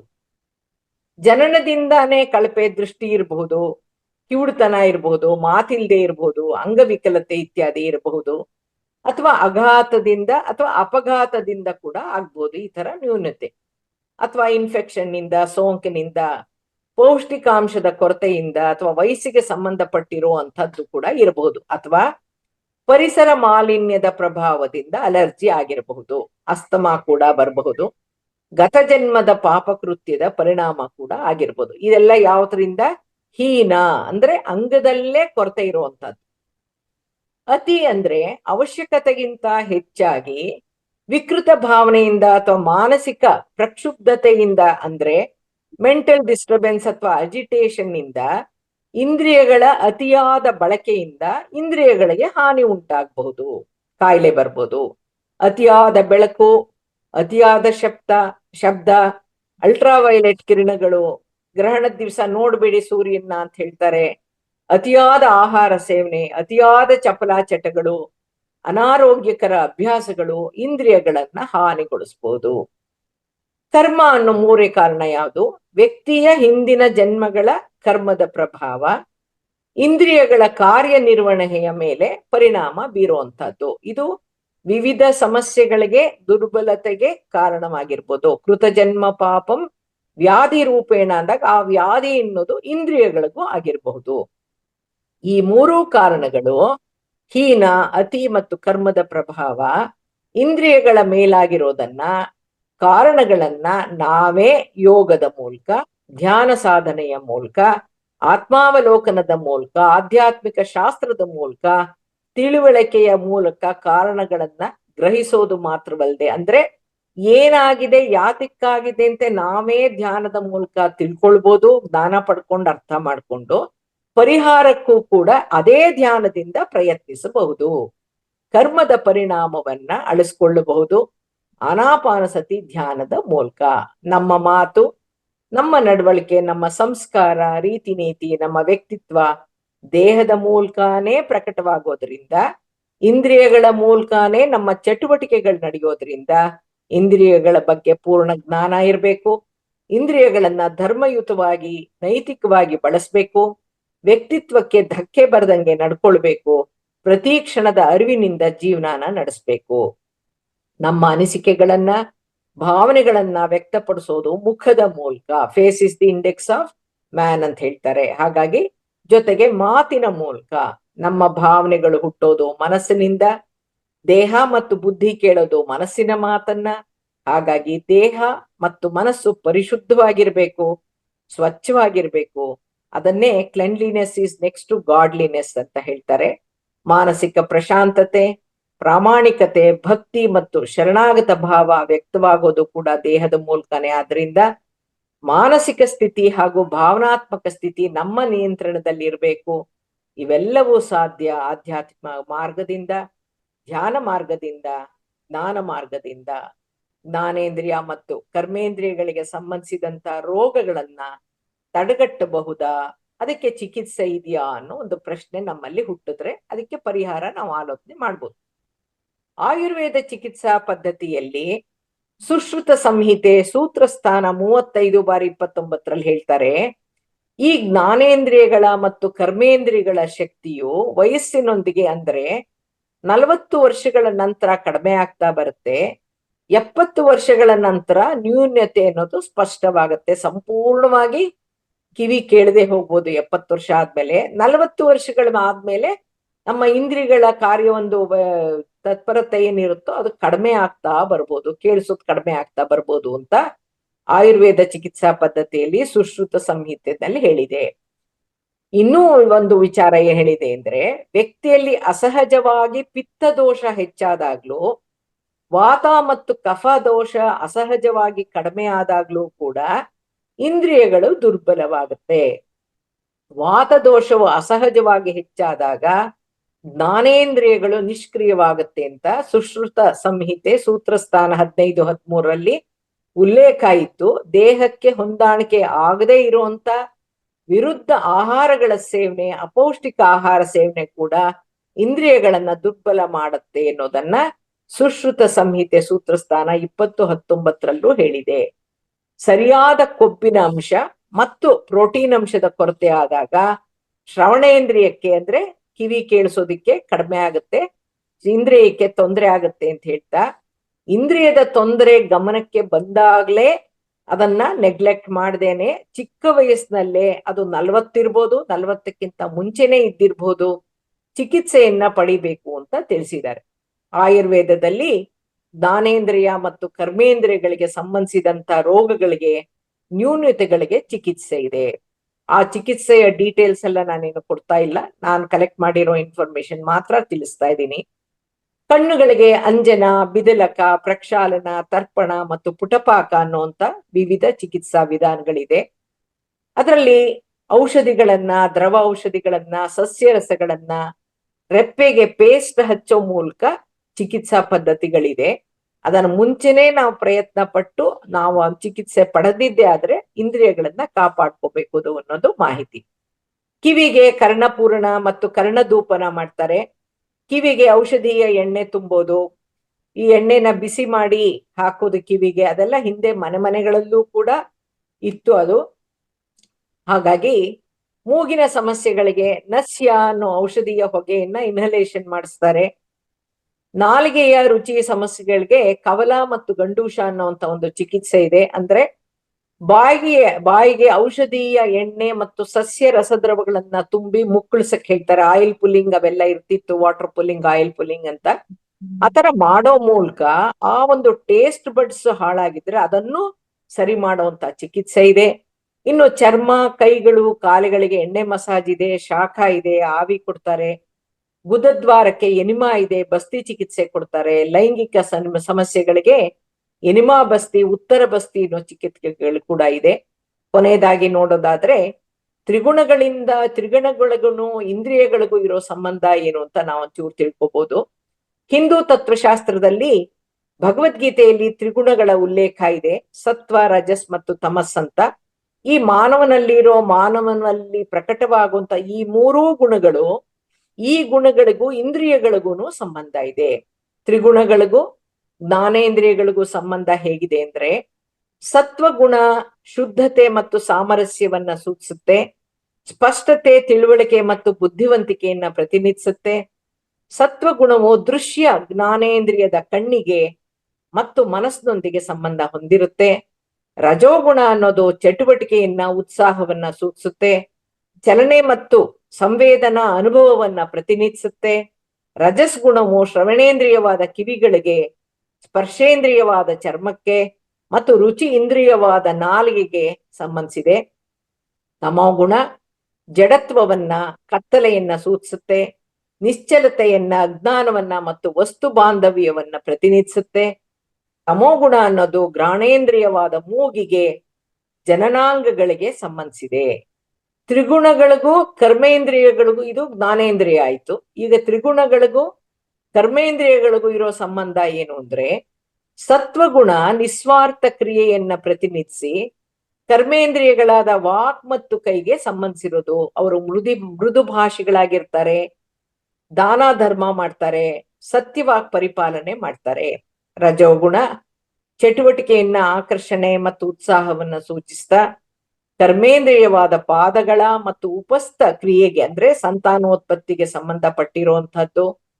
ತಮೋಗುಣ ಜಡತ್ವವನ್ನ ಸೂಚಿಸ್ತಾ ಕರ್ಮೇಂದ್ರಿಯವಾದ ಗುದದ್ವಾರಕ್ಕೆ, ವಿಸರ್ಜನೆಗೆ ಸಂಬಂಧಪಟ್ಟಿದೆ. ತ್ರಿಗುಣಗಳಿಗೂ ಚತುರ್ವಿಧ ಪುರುಷಾರ್ಥಗಳಾದ ಧರ್ಮ, ಅರ್ಥ, ಕಾಮ, ಮೋಕ್ಷಗಳಿಗೂ ಕೂಡ ಸಂಬಂಧ ಇದೆ. ಸತ್ವ, ರಜಸ್ ಮತ್ತು ತಮಸ್ ಅನ್ನುವಂತ ಮೂರೂ ಗುಣಗಳು ಇಷ್ಟಾರ್ಥಗಳಿಗೆ ಪ್ರೇರಣೆಗಳು. ತಮಸ್ಸು ಕಾಮವನ್ನ ಪ್ರಚೋದಿಸುತ್ತೆ, ರಜಸ್ಸು ಐಶ್ವರ್ಯ ಗಳಿಕೆಯನ್ನ, ಸಾತ್ವಿಕವು ಧರ್ಮ ಮತ್ತು ಮೋಕ್ಷವನ್ನ ಪ್ರೇರೇಪಿಸುತ್ತೆ. ಕಾಮ ಮತ್ತು ಅರ್ಥವು ಧರ್ಮದಲ್ಲೇ ಇರಬೇಕು, ಧರ್ಮಕ್ಕೆ ಒಳಪಡಬೇಕು. ಈ ಮೂರೂ ಗುಣಗಳಲ್ಲಿ ಏರ್ಪೇರಾದಾಗ ಜೀವನದಲ್ಲಿ ಕ್ಲೇಶಗಳು, ದುಃಖಗಳು ಉಂಟಾಗುತ್ತೆ. ನೋಡಿದ್ರಲ್ಲ ವೀಕ್ಷಕ್ರೆ, ನಾವೆಲ್ಲ ಎಷ್ಟು ಪುಣ್ಯವಂತರು ಅಂತ, ನಮ್ಮನ್ನ ಎಷ್ಟು ಚೆನ್ನಾಗಿ ಭಗವಂತ ಸೃಷ್ಟಿ ಮಾಡಿದಾನೆ. ಇಂದ್ರಿಯಗಳಲ್ಲಿ ಯಾವುದೇ ಲೋಪದೋಷಗಳಿಲ್ಲ, ನ್ಯೂನ್ಯತೆ ಇಲ್ಲ. ಇದೇ ಜನ್ಮದಲ್ಲಿ ಮುಕ್ತಿ ಮೋಕ್ಷ ಮಾರ್ಗ ಸಿಕ್ಕಿದೆ. ಇಂದ್ರಿಯಗಳೆಲ್ಲವೂ ಸೇರಿದಂತೆ ನಮ್ಮಲ್ಲಿ 24 ಅಂಶಗಳೆಲ್ಲಾನು ಸರಿ ಇದೆ. ಆದ್ರೂ ನಾವು ತಮೋಗುಣದಲ್ಲಿ ಜೀವಿಸ್ತಾ ಇದ್ದೀವಿ. ರಜೋಗುಣದಲ್ಲಿ ವಸ್ತುಗಳ ಮೇಲೆ ಬಾಂಧವ್ಯವನ್ನ ಬೆಳೆಸ್ಕೊತಾ ಇದೀವಿ, ವಸ್ತುಗಳನ್ನ ಪ್ರೀತಿಸ್ತಾ ಇದೀವಿ. ಸಾತ್ವಿಕ ಗುಣಗಳನ್ನ ಬೆಳೆಸ್ಕೊಳ್ತಾ ಆನಾಪಾನ ಸತಿ ಧ್ಯಾನದ ಮೂಲಕ ಮುಕ್ತಿ ಮೋಕ್ಷದ ಧರ್ಮಯುತ ಮಾರ್ಗದಲ್ಲಿ ಸಾಗೋಣ. ಅದಕ್ಕೆ ಪತ್ರಿ ಸರ್ ಹೇಳ್ತಾ ಇದ್ರು, you are what you see, ನೀವೇನ್ ನೋಡ್ತಿರೋ ಅದು ನೀವೇನು ಅಂತ ಸೂಚಿಸುತ್ತೆ. You are what you listen, ನೀವೇನ್ ಕೇಳಿಸ್ಕೋತಿರೋ ಅದ್ರ ಮೇಲೆ ನಿಮ್ಮ ಆಸಕ್ತಿಗಳೇನು, ಒಂದು ವಿಷಯ ಇಂಟ್ರೆಸ್ಟ್ ಯಾವ್ದಿದೆ ಅಂತ ಗೊತ್ತಾಗುತ್ತೆ. You are what you speak, ನಿಮ್ಮ ಮಾತು ನಿಮ್ಮ ಗುಣವನ್ನ, ನಿಮ್ಮ ಸ್ವಭಾವವನ್ನ ತಿಳಿಸುತ್ತೆ. You are what you eat ಅಂತ, ನೀವೇನ್ ತಿಂತಿರೋ ನಿಮ್ಮ ಒಂದು ಆಯ್ಕೆ ಯಾವ್ದಿರುತ್ತೋ ಅದ್ರ ಮೇಲೆ ನೀವೇನು ಅನ್ನೋದು ತೋರಿಸುತ್ತೆ. ಅಂದ್ರೆ ನಾವೇನನ್ನ ನೋಡಕ್ಕೆ ಆಯ್ಕೆ ಮಾಡ್ಕೋತೀವೋ, ನಾವೇನನ್ನ ಆಲಿಸ್ತೀವೋ, ನಾವು ಯಾವ ಧ್ವನಿ ಧಾಟಿಯಲ್ಲಿ ಮಾತಾಡ್ತೀವೋ, ಯಾವ ಪದಗಳನ್ನ ಬಳಸ್ತೀವೋ, ನಮ್ಮ ಆಹಾರ ವಿಹಾರದ ಆಯ್ಕೆ ಹೇಗಿರುತ್ತೋ, ಅದು ನಾವೇನು, ನಮ್ಮ ಸಂಸ್ಕಾರ ಏನು, ನಮ್ಮ ಆಧ್ಯಾತ್ಮಿಕ ಬೆಳವಣಿಗೆ ಏನು, ನಮ್ಮಲ್ಲಿರೋ ನೈತಿಕತೆ ಏನು ಅನ್ನೋದನ್ನ ತೋರಿಸುತ್ತೆ, ನಮ್ಮ ವ್ಯಕ್ತಿತ್ವವನ್ನ ಪ್ರತಿಬಿಂಬಿಸುತ್ತೆ. ಹಾಗಾಗಿ ಎಚ್ಚರದಿಂದ ಅರಿವಿನ ಪ್ರಜ್ಞಾಪೂರ್ವಕ ಜೀವನವನ್ನ ನಡೆಸಬೇಕು ಅಂತ ಹೇಳ್ತಾ ಇವತ್ತಿನ ಉಪನ್ಯಾಸವನ್ನ ಮುಗಿಸ್ತಾ ಇದ್ದೀನಿ. ಜ್ಞಾನೇಂದ್ರಿಯ ಮತ್ತು ಕರ್ಮೇಂದ್ರಿಯಗಳ ಬಗ್ಗೆ ಒಂದಿಷ್ಟು ವಿಚಾರಗಳನ್ನ ನಿಮ್ಗೆಲ್ಲ ತಿಳಿಸಕ್ಕೆ ಅವಕಾಶ ಮಾಡಿಕೊಟ್ಟಂತ ಮಹಾವತಾರ್ ಟಿವಿ ಚಾನೆಲ್ನ ಡಾಕ್ಟರ್ ರಂಗನಾಥ್ ಅವರಿಗೆ ಧನ್ಯವಾದಗಳನ್ನ ಅರ್ಪಿಸ್ತಾ ಇದ್ದೀನಿ. Thank you, thank you, thank you. ನಮಸ್ತೆ. ಥ್ಯಾಂಕ್ ಯು ಮೇಡಮ್, ಧನ್ಯವಾದಗಳು. ಅದ್ಭುತವಾದ ವಿಸ್ತಾರವಾದ ಜ್ಞಾನ ಈ ಕರ್ಮೇಂದ್ರಿಯ ಜ್ಞಾನೇಂದ್ರಿಯಗಳು, ಇದು ತಿಳ್ಕೊಂಡು ಮಿತ್ರರೇ, ಇಷ್ಟು ಆಳವಾದ ಜ್ಞಾನ ಎಲ್ಲಿ ಲಭ್ಯವಾಗಲ್ಲ. ದಯವಿಟ್ಟು ಈ ವಿಡಿಯೋವನ್ನು ಪದೇ ಪದೇ ನೋಡ್ಬೇಕಾಗತ್ತೆ. ಯಾಕಂದ್ರೆ ವಿಸ್ತಾರವಾದ ಈ ಜ್ಞಾನವನ್ನು ತಿಳ್ಕೊಳ್ಳೋದು ಒಂದು ದಿವಸದಲ್ಲಿ ಸಾಧ್ಯವಾಗಲ್ಲ. ಅದು ಮೇಡಮ್ ಅವರು ಹಲವಾರು ಬುಕ್ಗಳು ಓದಿ ಇಲ್ಲಿ ನಿಮಗೆ ಕೊಡ್ತಾ ಇರೋಂಥ ಈ ಜ್ಞಾನ, ಈ ಅದ್ಭುತವಾದ ಜ್ಞಾನ ಪ್ರತಿಯೊಬ್ಬರು ನಮ್ಮ ಜೀವನದಲ್ಲಿ ಅಳವಡಿಸ್ಕೊಳ್ಳೋ ಪ್ರಯತ್ನ ಮಾಡಬೇಕು. ಪದೇ ಪದೇ ವಿಡಿಯೋ ನೋಡಿ ನೋಟ್ಸ್ ಮಾಡಿಕೊಂಡು ಆ ನೋಟ್ಸ್ ಮಾಡಿಕೊಂಡು ನಿಮ್ಮ ಜೀವನದಲ್ಲಿ ಅಳವಡಿಸ್ಕೊಳ್ಳೋ ಪ್ರಯತ್ನ ಮಾಡಿ. ಸೊ ಅದ್ಭುತವಾದ ರಿಸಲ್ಟ್ಸ್ ನಿಮಗೆ ಬರುತ್ತೆ. Thank you so much madam, ಅದ ವಿಸ್ತಾರವಾದ ಈ ಜ್ಞಾನ ಕೊಟ್ಟಿದ್ದಕ್ಕೂ ಥ್ಯಾಂಕ್ ಯು ಸೋ ಮಚ್. ಹೃದಯಪೂರ್ವಕ ಧನ್ಯವಾದ madam. Thank you sir. Raja ಅವರೇ, ಮುಂದುವರಿಸಿ ಪ್ರಶ್ನೆ ಉತ್ತರಕ್ಕೆ. Thank you so much madam. ತಾವು ಅದ್ಭುತವಾದಂತ ಒಂದು ಏನೋ ಜ್ಞಾನ ಸಾಗರ ಅಂತಾನೆ ಹೇಳ್ಬೋದು. ಯಾಕೆಂದ್ರೆ ಈ ಏನೋ ಜ್ಞಾನೇಂದ್ರಿಯ ಹಾಗೂ ಕರ್ಮೇಂದ್ರಿಯ ಬಗ್ಗೆ ತುಂಬಾ ಅದ್ಭುತವಾಗಿ ಏನೋ ತಿಳಿಸ್ಕೊಟ್ರಿ. ಯಾಕೆ ಅಂದ್ರೆ ನಾವು ಹೇಳ್ಬೇಕಾದ್ರೆ ಅದೇ ಅಂತಾರ, ನೀರಲ್ಲಿ ಟ್ಯಾಂಕ್ ಅಲ್ಲಿ ನೀರಿದ್ರೆ ಮಾತ್ರ ಟ್ಯಾಪ್ ಅಲ್ಲಿ ನೀರ್ ಬರುತ್ತೆ ಅಂತ. ಹಾಗಾಗಿ ತಮ್ಮ ಟ್ಯಾಂಕ್ ಒಳಗಡೆ ಬಹಳಷ್ಟು ನೀರಿದೆ. ಅಂದ್ರೆ ತಮ್ಮ ಒಂದು ತುಂಬಾ ಅದ್ಭುತವಾಗಿ ತಾವು ತಮ್ಮ ಒಂದು ಮೈಂಡ್ ಒಳಗಡೆ ತುಂಬಾ ಸಾಕಷ್ಟಿದೆ. ಅದರಲ್ಲಿ ನಮ್ಗೆ ಒಂದಿಷ್ಟನ್ನ ತಾವು ಹಂಚಿದ್ದೀರಾ. ಅದಕ್ಕೋಸ್ಕರ ತುಂಬ ಹೃದಯ ಧನ್ಯವಾದಗಳು. ಈ 2 ದಿನದ ಒಂದು ಏನಾದ್ರು ಡೌಟ್ಸ್ ಇದ್ರೆ ನೀವು ಹ್ಯಾಂಡ್ ರೈಸ್ ಮಾಡಿ ಆತ್ಮಬಂಧುಗಳೇ, ನಿಮ್ಮನ್ನ ಅನ್ಮ್ಯೂಟ್ ಮಾಡ್ತೀವಿ. ನಿಮ್ಗೆ ಏನಾದ್ರು ಡೌಟ್ಸ್ ಇದ್ರೆ ಈ ಜ್ಞಾನೇಂದ್ರಿಯ ಕರ್ಮೇಂದ್ರಿಯ ಈ 2 ದಿನ ಸೆಷನ್ಸ್ ಬಗ್ಗೆ ನಿಮ್ಗೆ ಡೌಟ್ ಇದ್ರೆ ಮೇಡಮ್ ಅವ್ರನ್ನ ಕೇಳಬಹುದು, ಕ್ವಶನ್ ಆನ್ಸರ್ಸ್. ಎಲ್ಲರೂ ವಿಡಿಯೋಗಳು ಆನ್ ಮಾಡ್ಕೊಳ್ಳಿ ದಯವಿಟ್ಟು. ಎಲ್ಲರೂ ವಿಡಿಯೋಗಳು ಸ್ವಿಚ್ ಆಫ್ ಮಾಡಿ ಇಟ್ಕೊಂಡಿದ್ದಾರೆ. ವಿಡಿಯೋಗಳು ಆನ್ ಮಾಡಿಕೊಂಡು ಪ್ರಶ್ನೆಗಳು ಕೇಳಿ ಅನುಭವ ಹಂಚ್ಕೊಳ್ಳಿ. ಒಂದು 5 ನಿಮಿಷ ಕಾಲ ಸಮಯ ಇದೆ.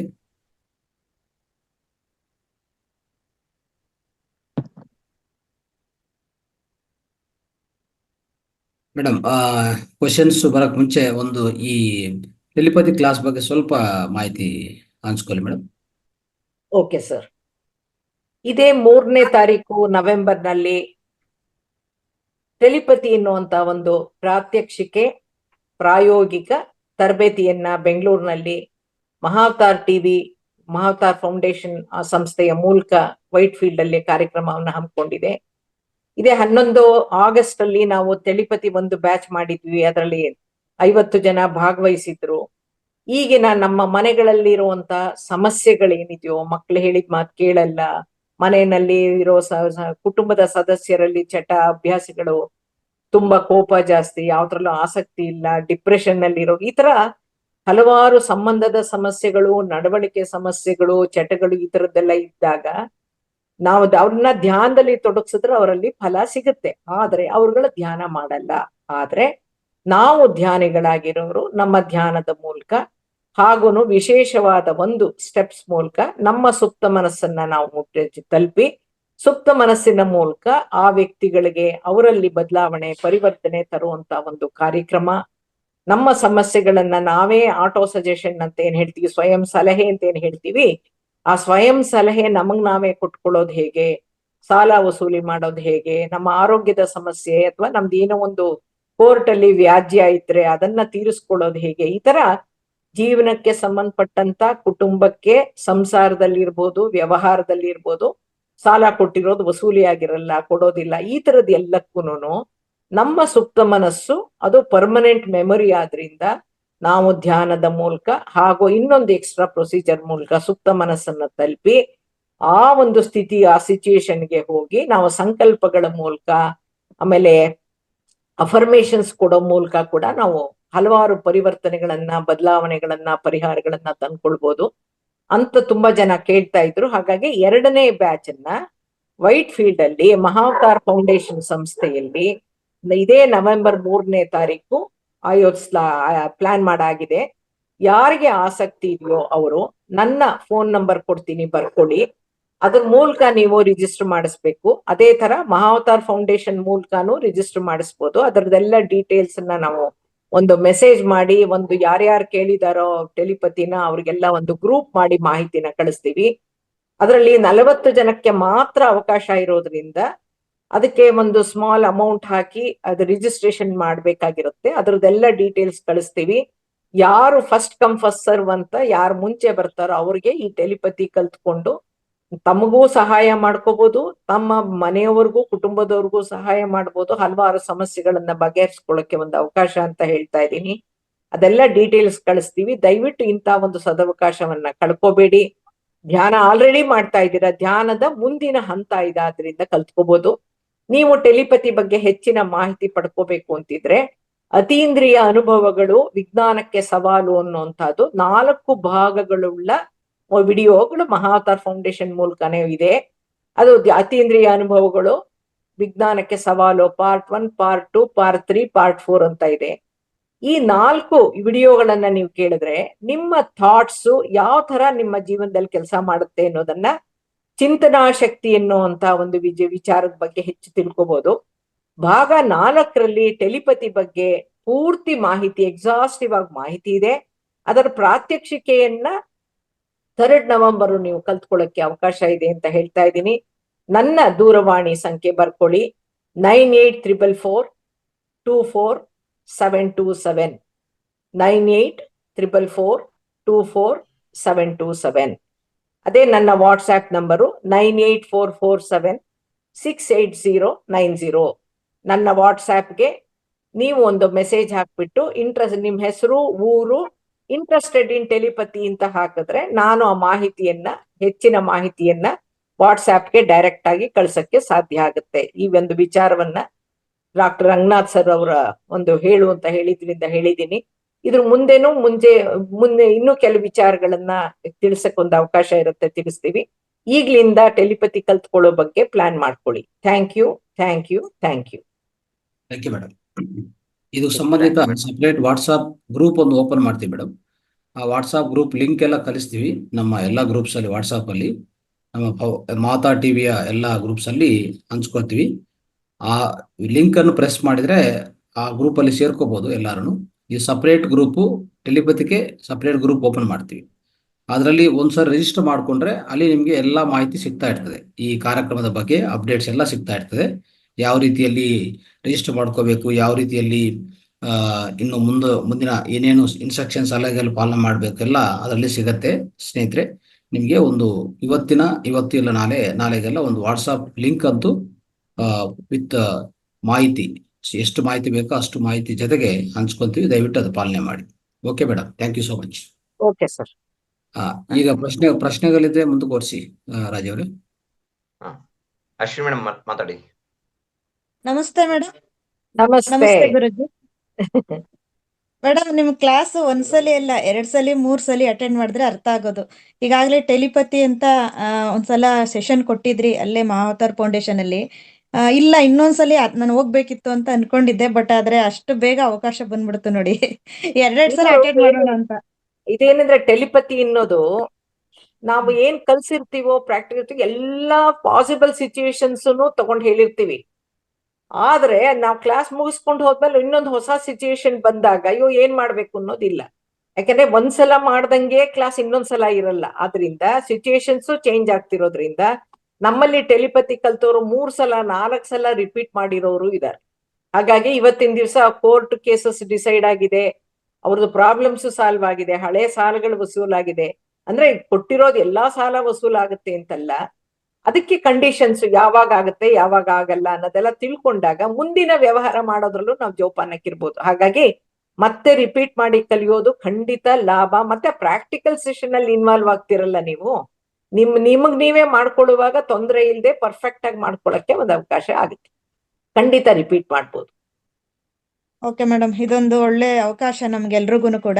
ಮೇಡಮ್, ಇವತ್ತಿನ ಕ್ಲಾಸ್ನಲ್ಲಿ ನೀವು ಕೊಟ್ಟಿದ್ದು ಪ್ರತಿಯೊಬ್ಬರಿಗೂ ಕೂಡ ನನಗೇ ಹೇಳ್ತಾ ಇದ್ದಾರೆ ಅನ್ನೋಂಗಿತ್ತು. ಯಾಕೆಂದ್ರೆ ಪ್ರಾಪಂಚಿಕ ಜೀವನ ತಗೊಂಡಾಗ ಹಲವಾರು ವಿಚಾರಗಳಿದಾವೆ. ಅದನ್ನೆಲ್ಲ ನೀವು ಒಗ್ಗೂಡಿಸ್ಕೊಂಡು ನೀವು ಕಲೆಕ್ಟ್ ಮಾಡ್ಕೊಂಡು ಹೇಳೋದಂತ ವಿಚಾರ, ನಿಮ್ಮ ಮಾತುಗಳೆಲ್ಲ ಎಷ್ಟು ವರ್ಣನೆ ಮಾಡಿದ್ರು ಸಾಲದು ಮೇಡಮ್. ಮೇಡಮ್, ನನ್ನ ಪ್ರಶ್ನೆ, ಈಗ ಹೇಳಿ. ಸನ್ಯಾಸಿದ ಹೇಳಿದ್ರಿ, ಹೋದ್ರು ಒಬ್ರು ಮನೇಲಿ ಮೊಸರನ್ನ ತಿಂದ್ರು, ಅವ್ರಿಗೆ ಅವರಲ್ಲಿ ಇದ್ದಂತಹ ಯಾರು ಊಟಕ್ಕೆ ಬಡಿಸಿದ್ರು ಅದೇ ತರ ಇವ್ರಿಗೆ ಆಯ್ತು ಅಂತ ಹೇಳಿದ್ರಿ ಅಲ್ವಾ? ಅದೇ ರೀತಿ ಈಗ ನಮ್ಮ ಮನೆಗಳಲ್ಲಿ ಅಥವಾ ನಮ್ಮ ಸಂಬಂಧಿಕರ ಮನೆಗಳಲ್ಲಿ ನಾವು ಏನಾದ್ರೂ ಆಹಾರ ಸ್ವೀಕಾರ ಮಾಡಿದಾಗ ಎಲ್ರೂ ಪಾಸಿಟಿವ್ ಆಗಿ ಇರ್ತಾರೆ ಅಂತ ಏನಿಲ್ಲ. ಈ ರೀತಿ ಇದ್ದಾಗ ಹೇಗೆ ಮೇಡಮ್? ಅದೇನಂತಂದ್ರೆ ನಮ್ಮಲ್ಲಿ ಪ್ರತಿಯೊಂದ್ರ ಮೂಲನು ಆಲೋಚನೆಗಳು. ನಾವು ಇವ್ರ ಮನೇಲಿ ಊಟ ಮಾಡಿದ್ರೆ ನಂಗೆ ಏನಾರೋ ತೊಂದರೆ ಆದ್ರೆ ಅಂತ ಅನ್ಕೊಂಡು ಊಟ ಮಾಡಿದ್ರೆ ತೊಂದರೆ ಆಗುತ್ತೆ. ಸೊ ನಾವ್ ಯಾವ ತರ ಒಂದು ಆದಷ್ಟು ಯಾರ್ದು ಅನ್ನ ನೀರಿನ ಋಣಕ್ಕೆ ನಾವು ಬಂದಿ ಆಗ್ಬಾರ್ದು ಅನ್ನೋ ತರ ಎಚ್ಚರಿಕೆ ವಹಿಸೋದು ಒಂದು. ಇನ್ನೊಂದು, ಹೋಗ್ಲೇಬೇಕಾಗಿ ಬರುತ್ತೆ. ಆವಾಗ ನಾವು ಅದನ್ನ ಇವ್ರ ಮನೆಯಲ್ಲಿ ಊಟ ಮಾಡ್ತಾ ಇದ್ರು ಕೂಡ ಭಗವಂತನ ಈ ಪರಬ್ರಹ್ಮ ಅನ್ನದಲ್ಲಿ ನನ್ಗೆ ಸಕಾರಾತ್ಮಕ ಭಾವನೆಗಳು ಮಾತ್ರನೇ ನನ್ಗೆ ತಲುಪ್ತಾ ಇದೆ ಅಂತ ಅನ್ನೋದನ್ನ ನಾವೊಂದು ಸಂಕಲ್ಪ ಮಾಡ್ಕೊಂಡು ಊಟ ಮಾಡಿದ್ರೆ, ಆವಾಗ ಮತ್ತೆ ಊಟ ಮಾಡ್ಕೊಂಡು ಬಂದ ಮೇಲೆ ಅಥವಾ ಊಟಕ್ಕೆ ಮುಂಚೆ ಒಂದು ಏಲಕ್ಕಿಯನ್ನು ಇಟ್ಕೊಂಡು ಏಲಕ್ಕಿನ ಇದ್ ಮಾಡಿದ್ರೆ, ಯಾರು ಏನೇ ಮದ್ದು ಹಾಕಿ ಏನೇ ಮಾಡಿದ್ರು ಅವರದ್ದು ನೆಗೆಟಿವ್ ಎನರ್ಜೀಸು ನಮ್ಮಲ್ಲಿ ವರ್ಕ್ ಆಗಲ್ಲ ಅನ್ನೋದು ಒಂದು ಪದ್ಧತಿ ಇದೆ, ಆಚರಣೆ ಇದೆ, ಒಂದು ಸಂಪ್ರದಾಯ ಇದೆ. ಹಾಗಾಗಿ ಏಲಕ್ಕಿನ ಬಳಸೋ ಮೂಲಕ ಕೂಡ ನಾವು ಪ್ರಕೃತಿಯಲ್ಲಿರುವಂತದ್ದು ನಕಾರಾತ್ಮಕ ತರಂಗಗಳನ್ನ ಅದರಲ್ಲೇ ನಾವು ಸಾಲ್ವ್ ಮಾಡ್ಕೋಬಹುದು ಅನ್ನೋದು ಒಂದು ಮಾಹಿತಿ. ಅದನ್ನೇ ಜ್ಞಾನ ಅನ್ನೋದು. ನಾವೊಂದು ಅಫರ್ಮೇಶನ್ ಮಾಡ್ಕೊಂಡ್ರೆ ಆಯ್ತು ಅಷ್ಟೇ. ಓಕೆ ಮೇಡಮ್, ಓಕೆ, ನನ್ಗೆ ಆನ್ಸರ್ ಸಿಕ್ಕಿದೆ madam. Thank you madam, thank you. Okay ma'am. Thank you madam. Masters, ಇನ್ನು ಯಾರಾದ್ರೂ ಈ 2 ದಿನ ಸೆಷನ್ಸ್ ಬಗ್ಗೆ ನಿಮ್ಗೆ ಏನಾದ್ರು ಡೌಟ್ಸ್ ಇದ್ರೆ ಅಥವಾ ಅದ್ರ ಬಗ್ಗೆ ಏನಾದ್ರು ಕ್ಲಾರಿಫಿಕೇಶನ್ಸ್ ಬೇಕಾಗಿದ್ರೆ ನೀವು ಕೇಳ್ಬೋದು. ಯಾರು ಹ್ಯಾಂಡ್ ರೈಸ್ ಮಾಡಿಲ್ಲ ಅಂದ್ರೆ ಯಾರಿಗೂ ಏನು ಅರ್ಥ ಆಗಿಲ್ಲ ಅಂತ ಅರ್ಥ ಆಗಿದೆ ಅಂತಂದ್ರೆ ಅದ್ರಲ್ಲಿ ಡೌಟ್ಸ್ ಬಂದೇ ಬರುತ್ತೆ. ಹಾಗಾಗಿ ಆ ಡೌಟ್ಸ್ಗೆ ನೀವು ಹ್ಯಾಂಡ್ ರೈಸ್ ಮಾಡಿದ್ರೆ ನಿಮ್ಮನ್ನ ನಾನು ಅನ್ಮ್ಯೂಟ್ ಮಾಡ್ತೀನಿ. ಯಾಕೆಂದ್ರೆ ಮೇಡಮ್ ಅವರು ತುಂಬಾ ಅದ್ಭುತವಾಗಿ ಈ 2 ದಿವಸದಲ್ಲಿ ಬಹಳಷ್ಟು ವಿಚಾರಗಳನ್ನ ಹೇಳ್ಕೊಟ್ರು. ಒಂದು ವಿಚಾರದಲ್ಲಿ ಇವನ್ ಯಾವುದು ಒಂದು ರಥದ ಬಗ್ಗೆ ಕೂಡ ಬಹಳ ಅದ್ಭುತವಾಗಿ ಹೇಳಿದ್ರು ಏನು. ಹಾಗಾಗಿ ಸೊ ನೀವು ಹ್ಯಾಂಡ್ ರೈಸ್ ಮಾಡಿದ್ರೆ ನಿಮ್ಮ ಒಂದು ಏನ್ ಡೌಟ್ಸ್ ಇದೆ ಅದನ್ನ ನೀವು ಈ 2 ದಿವಸ ಸೆಷನ್ಸ್ ಬಗ್ಗೆ ನೀವು ಡೌಟ್ಸ್ ನ ಕ್ಲಿಯರ್ ಮಾಡ್ಕೋಬಹುದು. ಅವರು ಡೌಟ್ಸ್ ಈಗ್ಲೇ ಕೇಳ್ಬಿಡ್ಬೇಕು ಅಂತಾನು ಇಲ್ಲ. ಮತ್ತೊಮ್ಮೆ ಅವರು ಈ ಒಂದು ಯೂಟ್ಯೂಬ್ ವಿಡಿಯೋನ ಒಂದ್ಸಲ 2 ಸಲ ಕೇಳಿ, ಅದಾದ ಮೇಲೂ ಏನಾರ ಡೌಟ್ ಇದ್ರೆ ನನ್ನ ಫೋನ್ ನಂಬರ್ ಕೊಟ್ಟಿದ್ದೀನಿ. ಬೆಳಗ್ಗೆ 11 ಗಂಟೆಯಿಂದ 12 ಗಂಟೆವರೆಗೆ ಮಾತ್ರನೇ ಫೋನ್ ಮಾಡ್ಬೇಕು. ಬೇರೆ ಟೈಮ್ ನಲ್ಲಿ ಫೋನ್ ಮಾಡಿದ್ರೆ ನಾನು ಕ್ಲಾಸಲ್ಲಿ ಇರ್ಬೋದು ಅಥವಾ ಧ್ಯಾನದಲ್ಲಿ ಇರ್ಬೋದು ಅಥವಾ ಏನಾರೋ ಒಂದು ಆಕ್ಟಿವಿಟಿಲಿ ಇದ್ದಾಗ ನಾನು ಫೋನ್ ತಗೊಳಕ್ ಆಗಲ್ಲ. ಅಥವಾ ಝೂಮ್ ಕ್ಲಾಸಸ್ ಮಾಡ್ತಾ ಇರ್ತೀನಿ ಬೇರೆ ಬೇರೆ ಯೂಟ್ಯೂಬ್ಗೂ. ಹಾಗಾಗಿ ದಯವಿಟ್ಟು ಬೆಳಗ್ಗೆ 11ರಿಂದ 12ರವರೆಗೆ ಯಾರು ಫೋನ್ ಮಾಡಿದ್ರು ನಾನು ತಗೋತೀನಿ, ಉತ್ತರ ಕೊಡ್ತೀನಿ. ಅಲ್ಲೂ ಕೂಡ ಕೇಳಬಹುದು. Thank you so much madam. ನಿಮ್ಮ ಒಂದು ಈ ಒಂದು ಎಸ್ಪೆಷಲಿ ಯಾಕೆಂದ್ರೆ ತುಂಬಾ ಜನ ಕಾಲ್ ಮಾಡಕ್ಕೆ ಅವಕಾಶ ಕೊಡಲ್ಲ. ಬಟ್ ಆದ್ರೂ ಕೂಡ ನೀವು 2-3 ಬಾರಿ ಈ ವಿಡಿಯೋಗಳನ್ನ ನೋಡಿದ್ರೆ ಆಗ್ಲೂ ಏನ್ ಡೌಟ್ ಬಂದ್ರೆ ನೀವು ಕಾಲ್ ಮಾಡಿ ಅಂತ ಏನೋ ನಿಮ್ಮ ಪರ್ಮಿಷನ್ ಕೊಡ್ತಾ ಇದ್ದೀರಾ. ಅದಕ್ಕೆ ತುಂಬಾ ಹೃದಯ ಧನ್ಯವಾದಗಳು. ಹಾಗೆ ಮಹೋತ್ತರ ಫೌಂಡೇಶನ್ಗೆ ನೀವು ಪ್ರತಿ ಟೈಮ್ ಬಂದು ಕೂಡ ಪ್ರತಿಯೊಂದು ಸಾರಿ ಬೇರೆ ಬೇರೆ ರೀತಿಯಾದಂತ ಒಂದು ಜ್ಞಾನವನ್ನು ದಾರಿ ಎರಿತಾ ಇದ್ದೀರಾ. ಅದಕ್ಕೂ ಕೂಡ ತುಂಬಾ ಹೃದಯ ಧನ್ಯವಾದಗಳು. Thank you so much madam. Thank you. ನಮಸ್ತೆ ಮೇಡಮ್, ಧನ್ಯವಾದ. ಓಕೆ ಮಾಸ್ಟರ್ಸ್, ನಿನ್ನೆ ನಾವು ಸಮಗ್ರ ಜೀವನ ಶೈಲಿಯಲ್ಲಿ ಸೂಪರ್ ಬ್ರೈನ್ ಯೋಗ ಬಗ್ಗೆ ನಾವು ತಿಳ್ಕೊಂಡಿವಿ.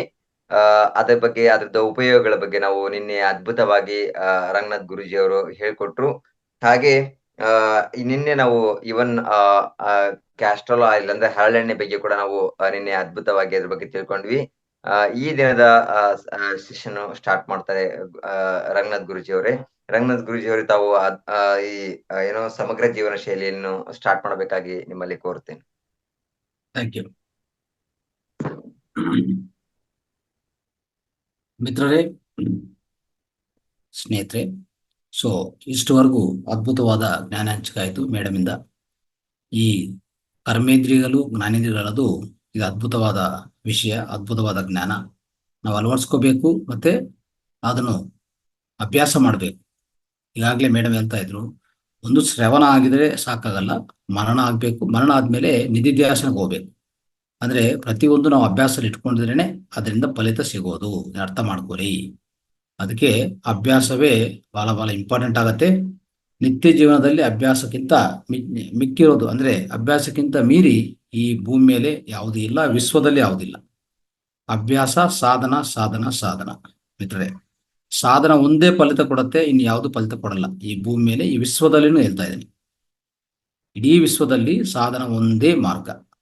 ನಾವು ಎಲ್ಲಿಂದನೂ ಯಾವುದು ಉಚಿತವಾಗಿ ಈಸಿಯಾಗಿ ಯಾವುದು ಬರಲ್ಲ. ನಾವು ಅರ್ಥ ಮಾಡ್ಕೋಬೇಕು. ಸಾಧನ ಒಂದೇ ಮಾರ್ಗ. ಸಾಧನ ಎಷ್ಟು ಮಾಡಿದರೆ ಅಷ್ಟು ಉತ್ತಮ. ಹೆಚ್ಚೆಚ್ಚು ಸಾಧನ, ಹೆಚ್ಚೆಚ್ಚು ಫಲಿತಗಳು. ಧ್ಯಾನವಷ್ಟೇ, ಸ್ವಾಧ್ಯಾಯವಷ್ಟೇ, ಸಜನ ಸಾಂಗತ್ಯವಷ್ಟೇ. ಎಷ್ಟು ನೀವು ತೊಡಗಿಸ್ಕೊತೀರೋ, ಎಷ್ಟು ಸಮಯ ಕೊಡ್ತೀರೋ, ಆ ಸಮಯವೇ ಸಾಧನ, ಆ ಸಹನವೇ ಪ್ರಗತಿ, ಆ ಅಭ್ಯಾಸವೇ ಫಲಿತ. ಅರ್ಥ ಮಾಡಿಕೊಂಡು ದಯವಿಟ್ಟು ಪ್ರತಿಯೊಬ್ಬರು ನಿತ್ಯ ಜೀವನದಲ್ಲಿ ಯಾವ ನಿಮ್ಗೆ ಸಮಯ ಸಿಗುತ್ತೋ ಅವೆಲ್ಲ ಯಾವಾಗಲೂ ಇದ್ರ ಮೇಲೆ ಗುರಿ ಇಟ್ಕೊಂಡು ಮುಂದುವರಿಸ್ಬೇಕು ನಮ್ಮ ಜೀವನವನ್ನು. ಅವಾಗ ಜೀವನವೇ ಒಂದು ಸೌಂದರ್ಯವಾಗಿ ಸುಂದರವಾಗತ್ತೆ, ಆನಂದವಾಗುತ್ತೆ ಸ್ನೇಹಿತರೆ. ಅದೇನು ಅದ್ರ ಬಗ್ಗೆ ಸಂಶಯ ಇಲ್ಲ.